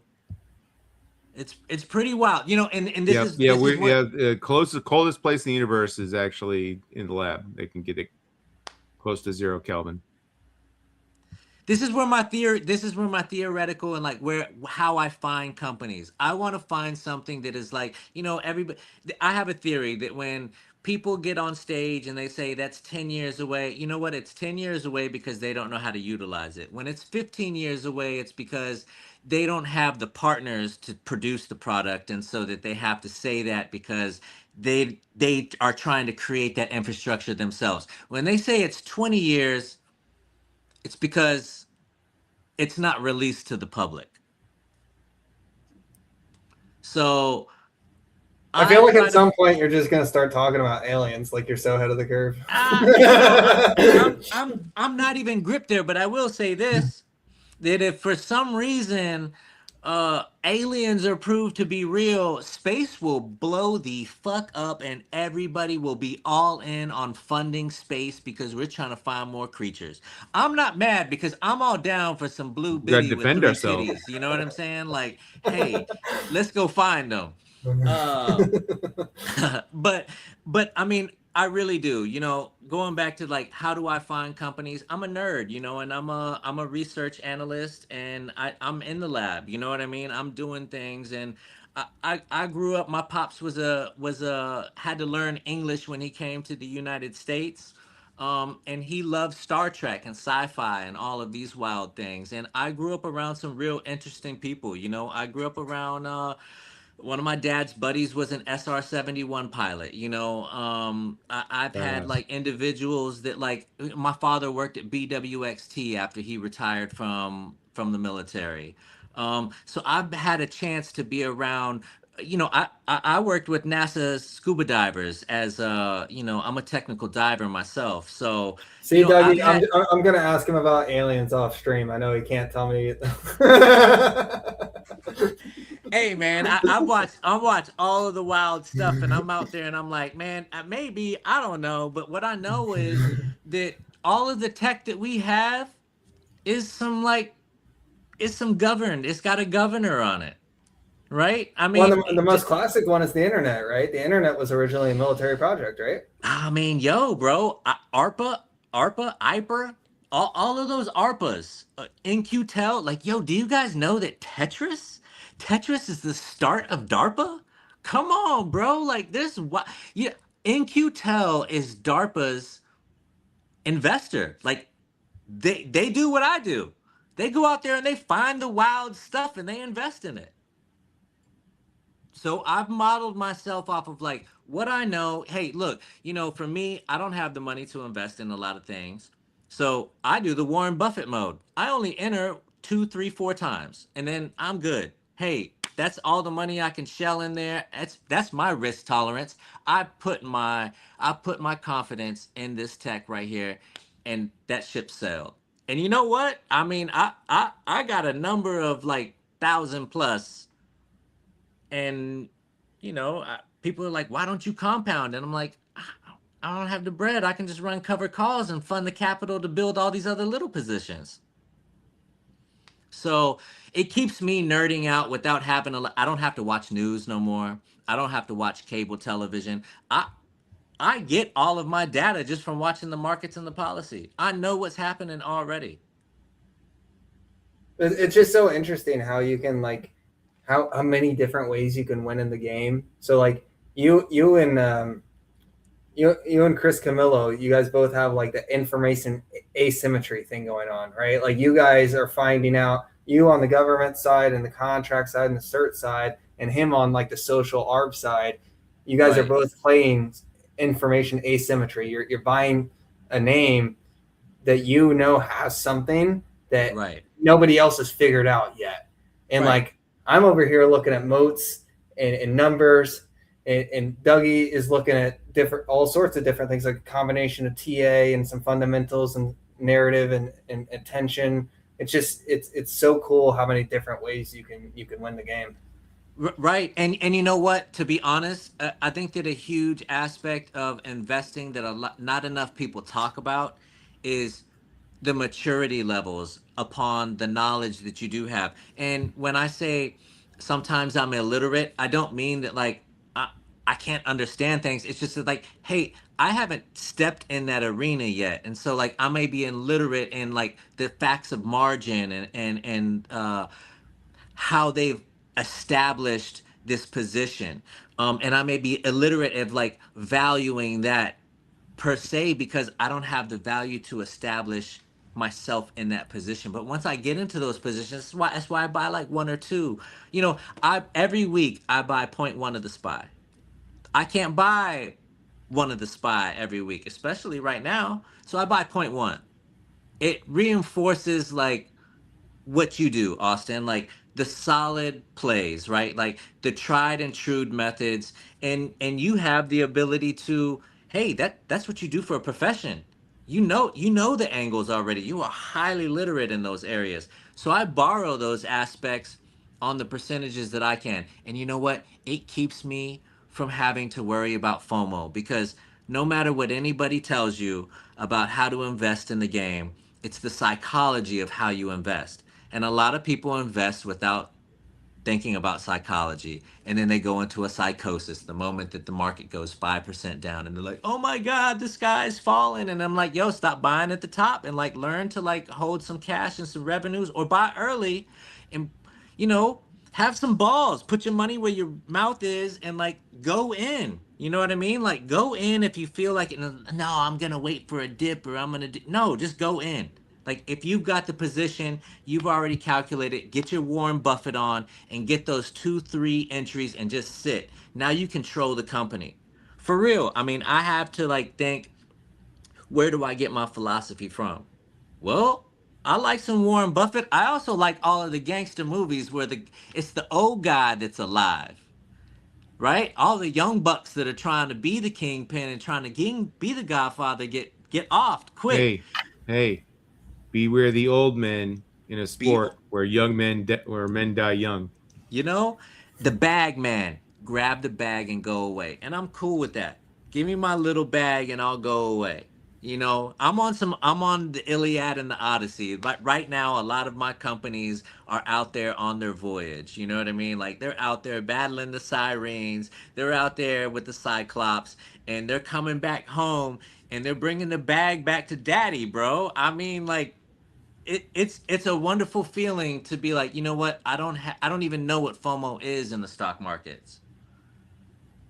And the return profiles are going to be entirely different too. Like my beta is going to be way lower than your beta because Right. your name might bleed out to 65-70% for 2 years. And then all of a sudden, like they get an Bing. approval, they get a contract. Exactly. Bing is the word. Or in honor of the NBA finals and Mark Green, bang, you know?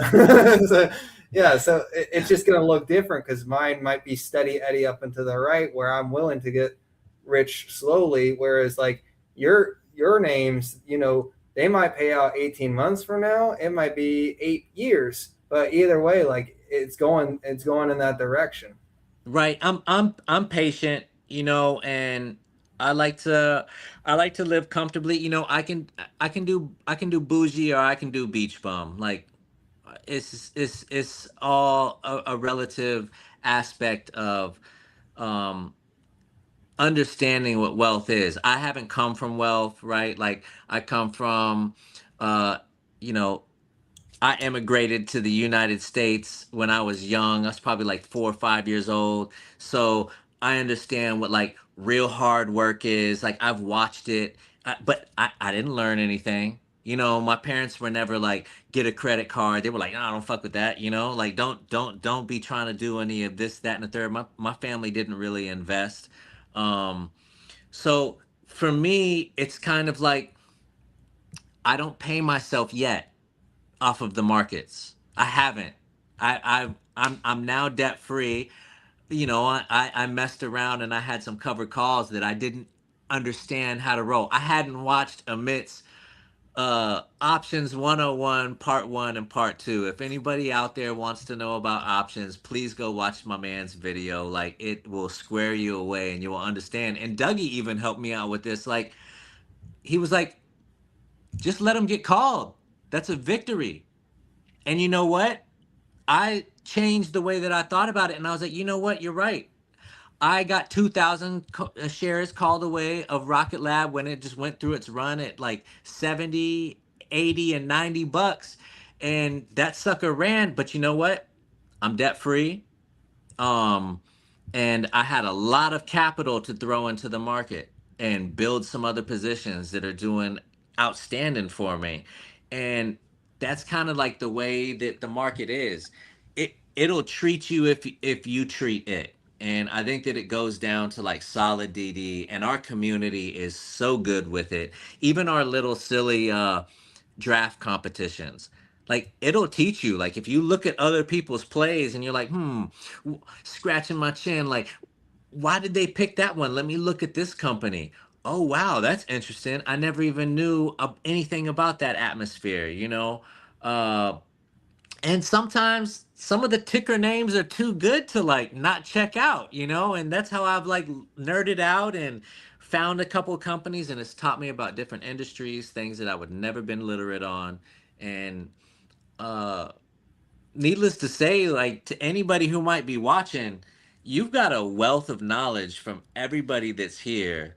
And if you happen to be in the chat, man, speak up and ask some questions sometimes, because I know I do. I probably annoy at least 70% of the people in there. Like, this motherfucker don't stop talking. But I'm like, hey guys, I'm learning. We're all nerding out, and everybody in here is we all addicted to the game, you know? I think half of the podcast is me asking Dougie technical questions because, like, I might be financially literate, but like technically literate is a different thing. Being scientifically literate, different thing, right? Right, right. But you know what? I hope everybody has a chance to meet both of you guys, and Dougie especially. Like, I mean, Dougie is great, bro. Like anybody that gets around Dougie, I mean, his outfits are a smash. Like if you come to an event meetup, don't think that like, yo, your outfit's gonna be fly. Like Dougie's gonna flex on you real quick, and it's gonna be lovely. And you need to go get a picture with him and be like, yo, you know what? I thought I was coming up there gonna be like popping collars and stuff, but like, no, my man was like ready to go. And so it's like that cool of an environment where everybody can kind of be themselves and grow. You know, and you got to be careful in the markets, right? You got to be careful in the groups that you get into. You never know who you might roll into. Somebody might be like some swift cat out there, and try to swindle a whole bunch of folks. But intuition is real, and you know what, like cheers to the group for real, man. Like there's so much wealth within the wealth that people have both obtained, spent, and lost, and it's all part of the game. Like losses are a big aspect of the game that nobody really like talks about. If you have a big loss and you got a lot of gains and you got taxes coming up, like, yo, look at the big companies. Like they take losses. The big winners, they take the losses. They have the L's. They saving them. They don't just always wash all of their losers away. They save them for those years where they really really need them. You know, and they're like, damn, I'm gonna let this bitch go down another 50%. You know? So one of these days, when I'm no longer working in the industry that I'm working in, say I've retired, let's fast forward to whenever that happens. I would like to do some more talk on the topic of taxes. It's Right. extremely high risk to touch on because of the consequence of getting them wrong.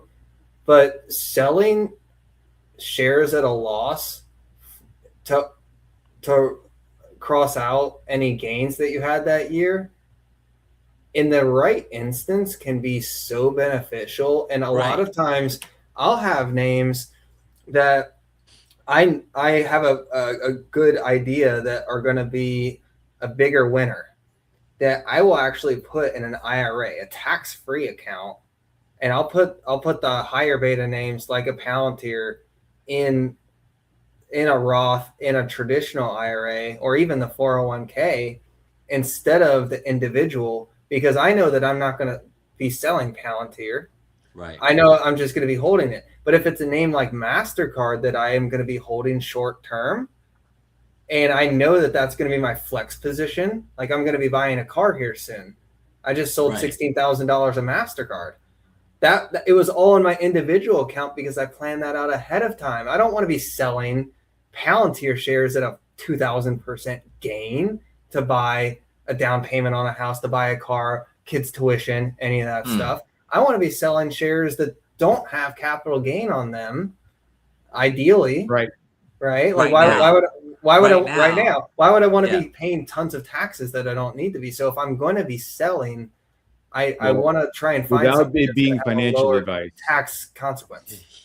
without it being financial advice, it's Yes. worth considering blending that in, because you're gonna have to take that cap gains hit sooner or later. Sooner or Better later. to blend it in and eat it slowly than be in a position where it's your last $16,000 you have to sell and you have to take the whole cap gains hit all at once. Right. MasterCard is an interesting one right now too. Yeah, historically cheap. And I think a lot of the risk to the name are overstated. There's been a lot of talk about stable coins, and the volumes don't lie. Like MasterCard's volumes and Visa's volumes and American Express volumes, the network volumes just keep going up. MasterCard has value-added services growing above 20%, which is now 40% of the revenue. So almost half of the business is now growing at 20%. That has nothing to do with payments. The other thing is like, oh yeah, we're going to use stable coins to get rid of the payment network and no one's going to need Visa and MasterCard. So you go to the store and you buy something, you give them your SoFi USD coin, and then you walk away and you realize that they gave you the wrong product and now you need to dispute that with the merchant. Visa and MasterCard handle that shit. That's what they do.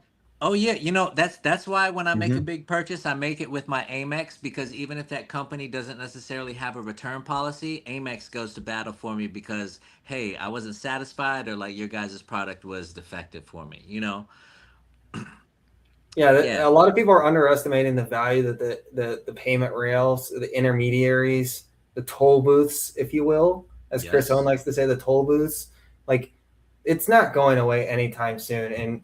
And the narrative on crypto, if you like look in the X community, the stock picker community, the crypto people, all the young guys, let's just say like young guys, like who are interested in technology and money, they sometimes get in a little bit of like a bubble where they think that everyone thinks how their echo chamber thinks. But go ask someone, like go ask a pretty 25-year-old girl, go ask a mom who lives in the suburbs with 2 kids, go ask a construction worker, go ask those 3 like normal people who like, hey, would you use this stable coin?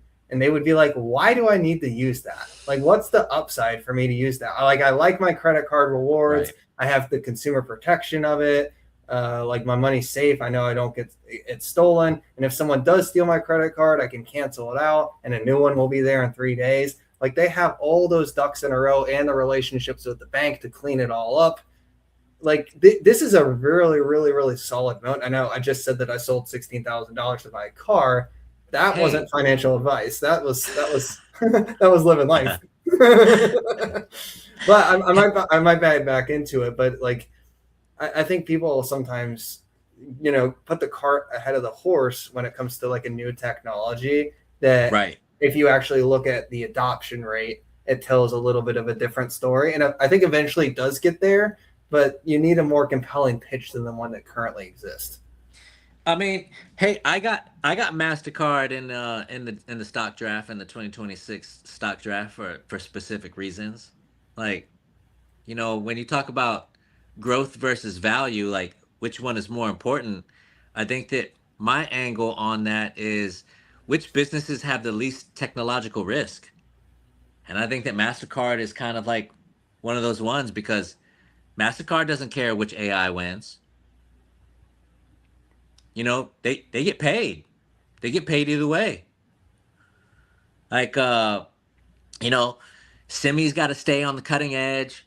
MCOs don't care about which AI wins. SPGI doesn't care about which ones win. Like, it really comes... Moody's and S&P Global, to translate for the people who don't follow value names. Right. And for me, not being able to like get into value names, I still pay attention. Right? Like I still want to know what are the safe plays? What is the educated investor? What is the person who is out there and like really has to manage a portfolio? What are they really looking at, right? The Versus institutional me. guys who have tens of Yes, billions. yes, Yeah. because I think that that's an incredible aspect that uh, too many retail investors just don't pay attention to because we've been blessed to be in this era right now investing where shit just goes up in 6 months, and you're like, damn, my year to date is a freaking 85 this year, and you're just like, wow. And then somebody from 10 years ago was like, what the hell are you guys doing? Like I ain't never made no gains like that. But yet they may have been playing by the rules, doing all of the smart stuff, and getting 13% back on the year, and that's a great year for them. So I do try and like stay abreast to what is the conscious by the books. Might have to follow some guidelines. There might be some rules behind it. Maybe they got the CPA license. They're actually managing equities safe and smart, because a lot of us retail investors are definitely not doing safe and smart.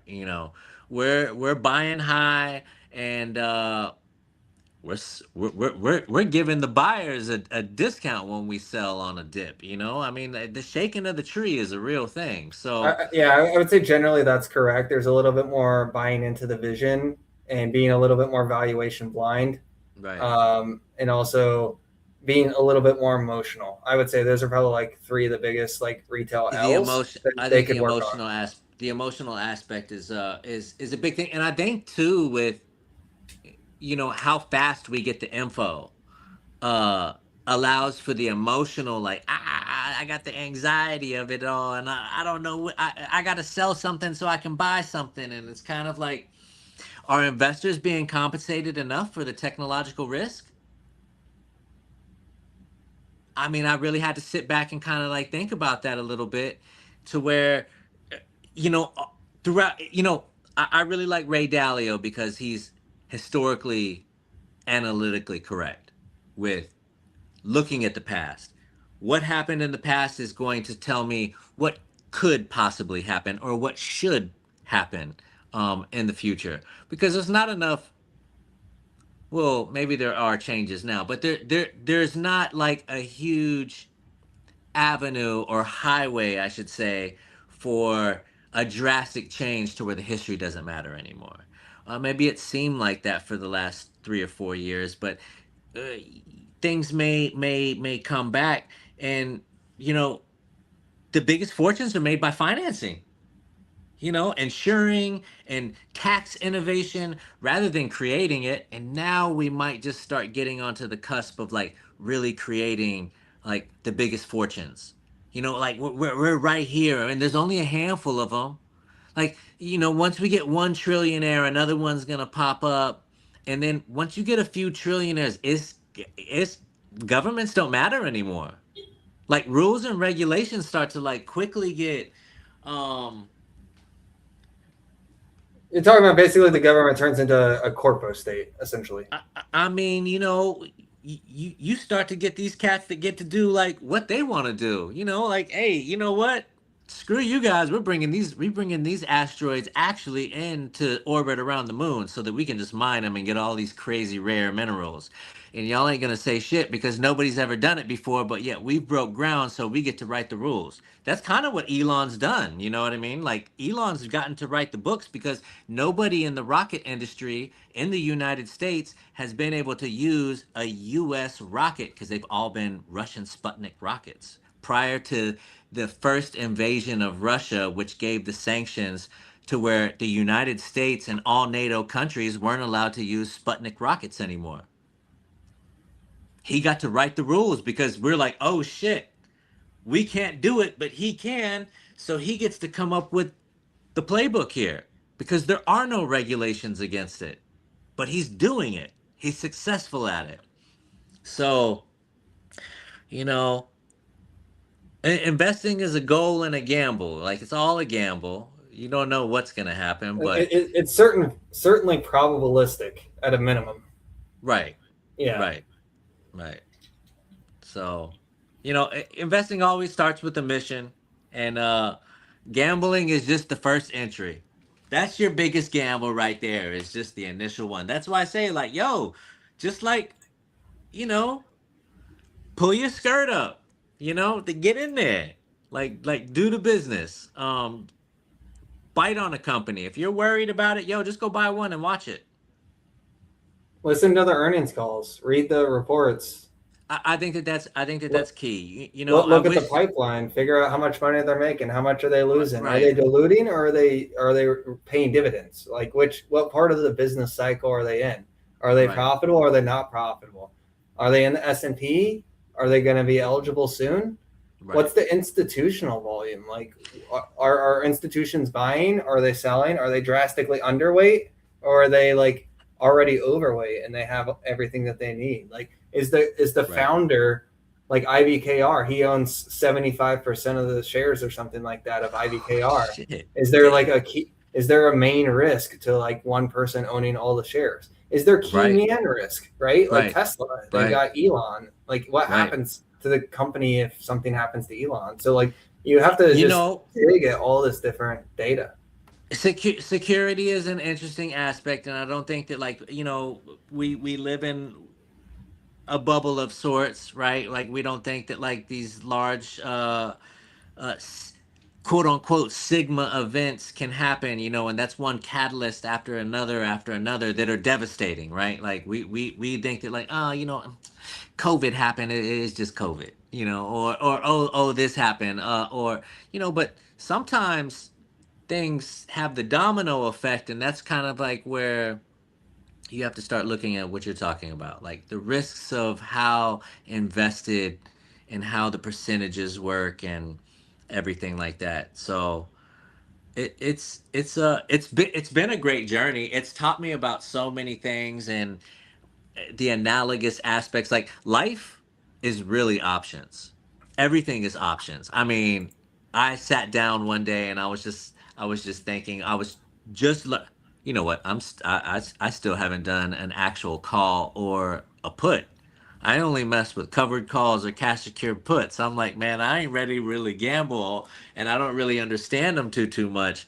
Like, I want to make sure that, like, hey, when I do a covered call, sometimes I just put a ridiculous price. I'm like, you know what? If it gets called away at 300%, like, that's a win for me. I'm good. Exactly. Like, yeah, like Dougie, like you were mentioning, Dougie said earlier, if you say the stock is at 80 and you sell a covered call at 130, you get premium and you get the appreciation from 80 to 130, and you get to keep the premium, and then your shares get cashed out for $13,000.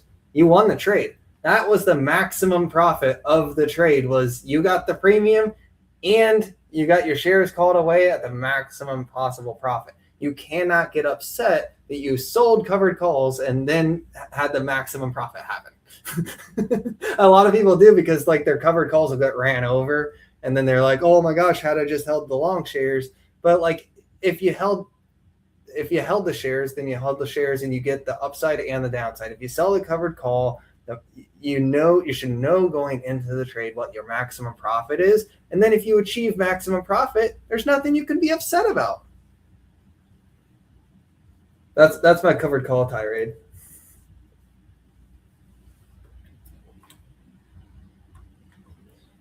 Well, I think we've been going for a little bit of like 2 hours, can you hear me? 18 minutes. Yeah, I can hear you now. You were on a mute, but I think we're ready to wrap up because Doug had to go. I do, man. I think we're all just sort of ready to wrap up here. So thanks everyone who joined.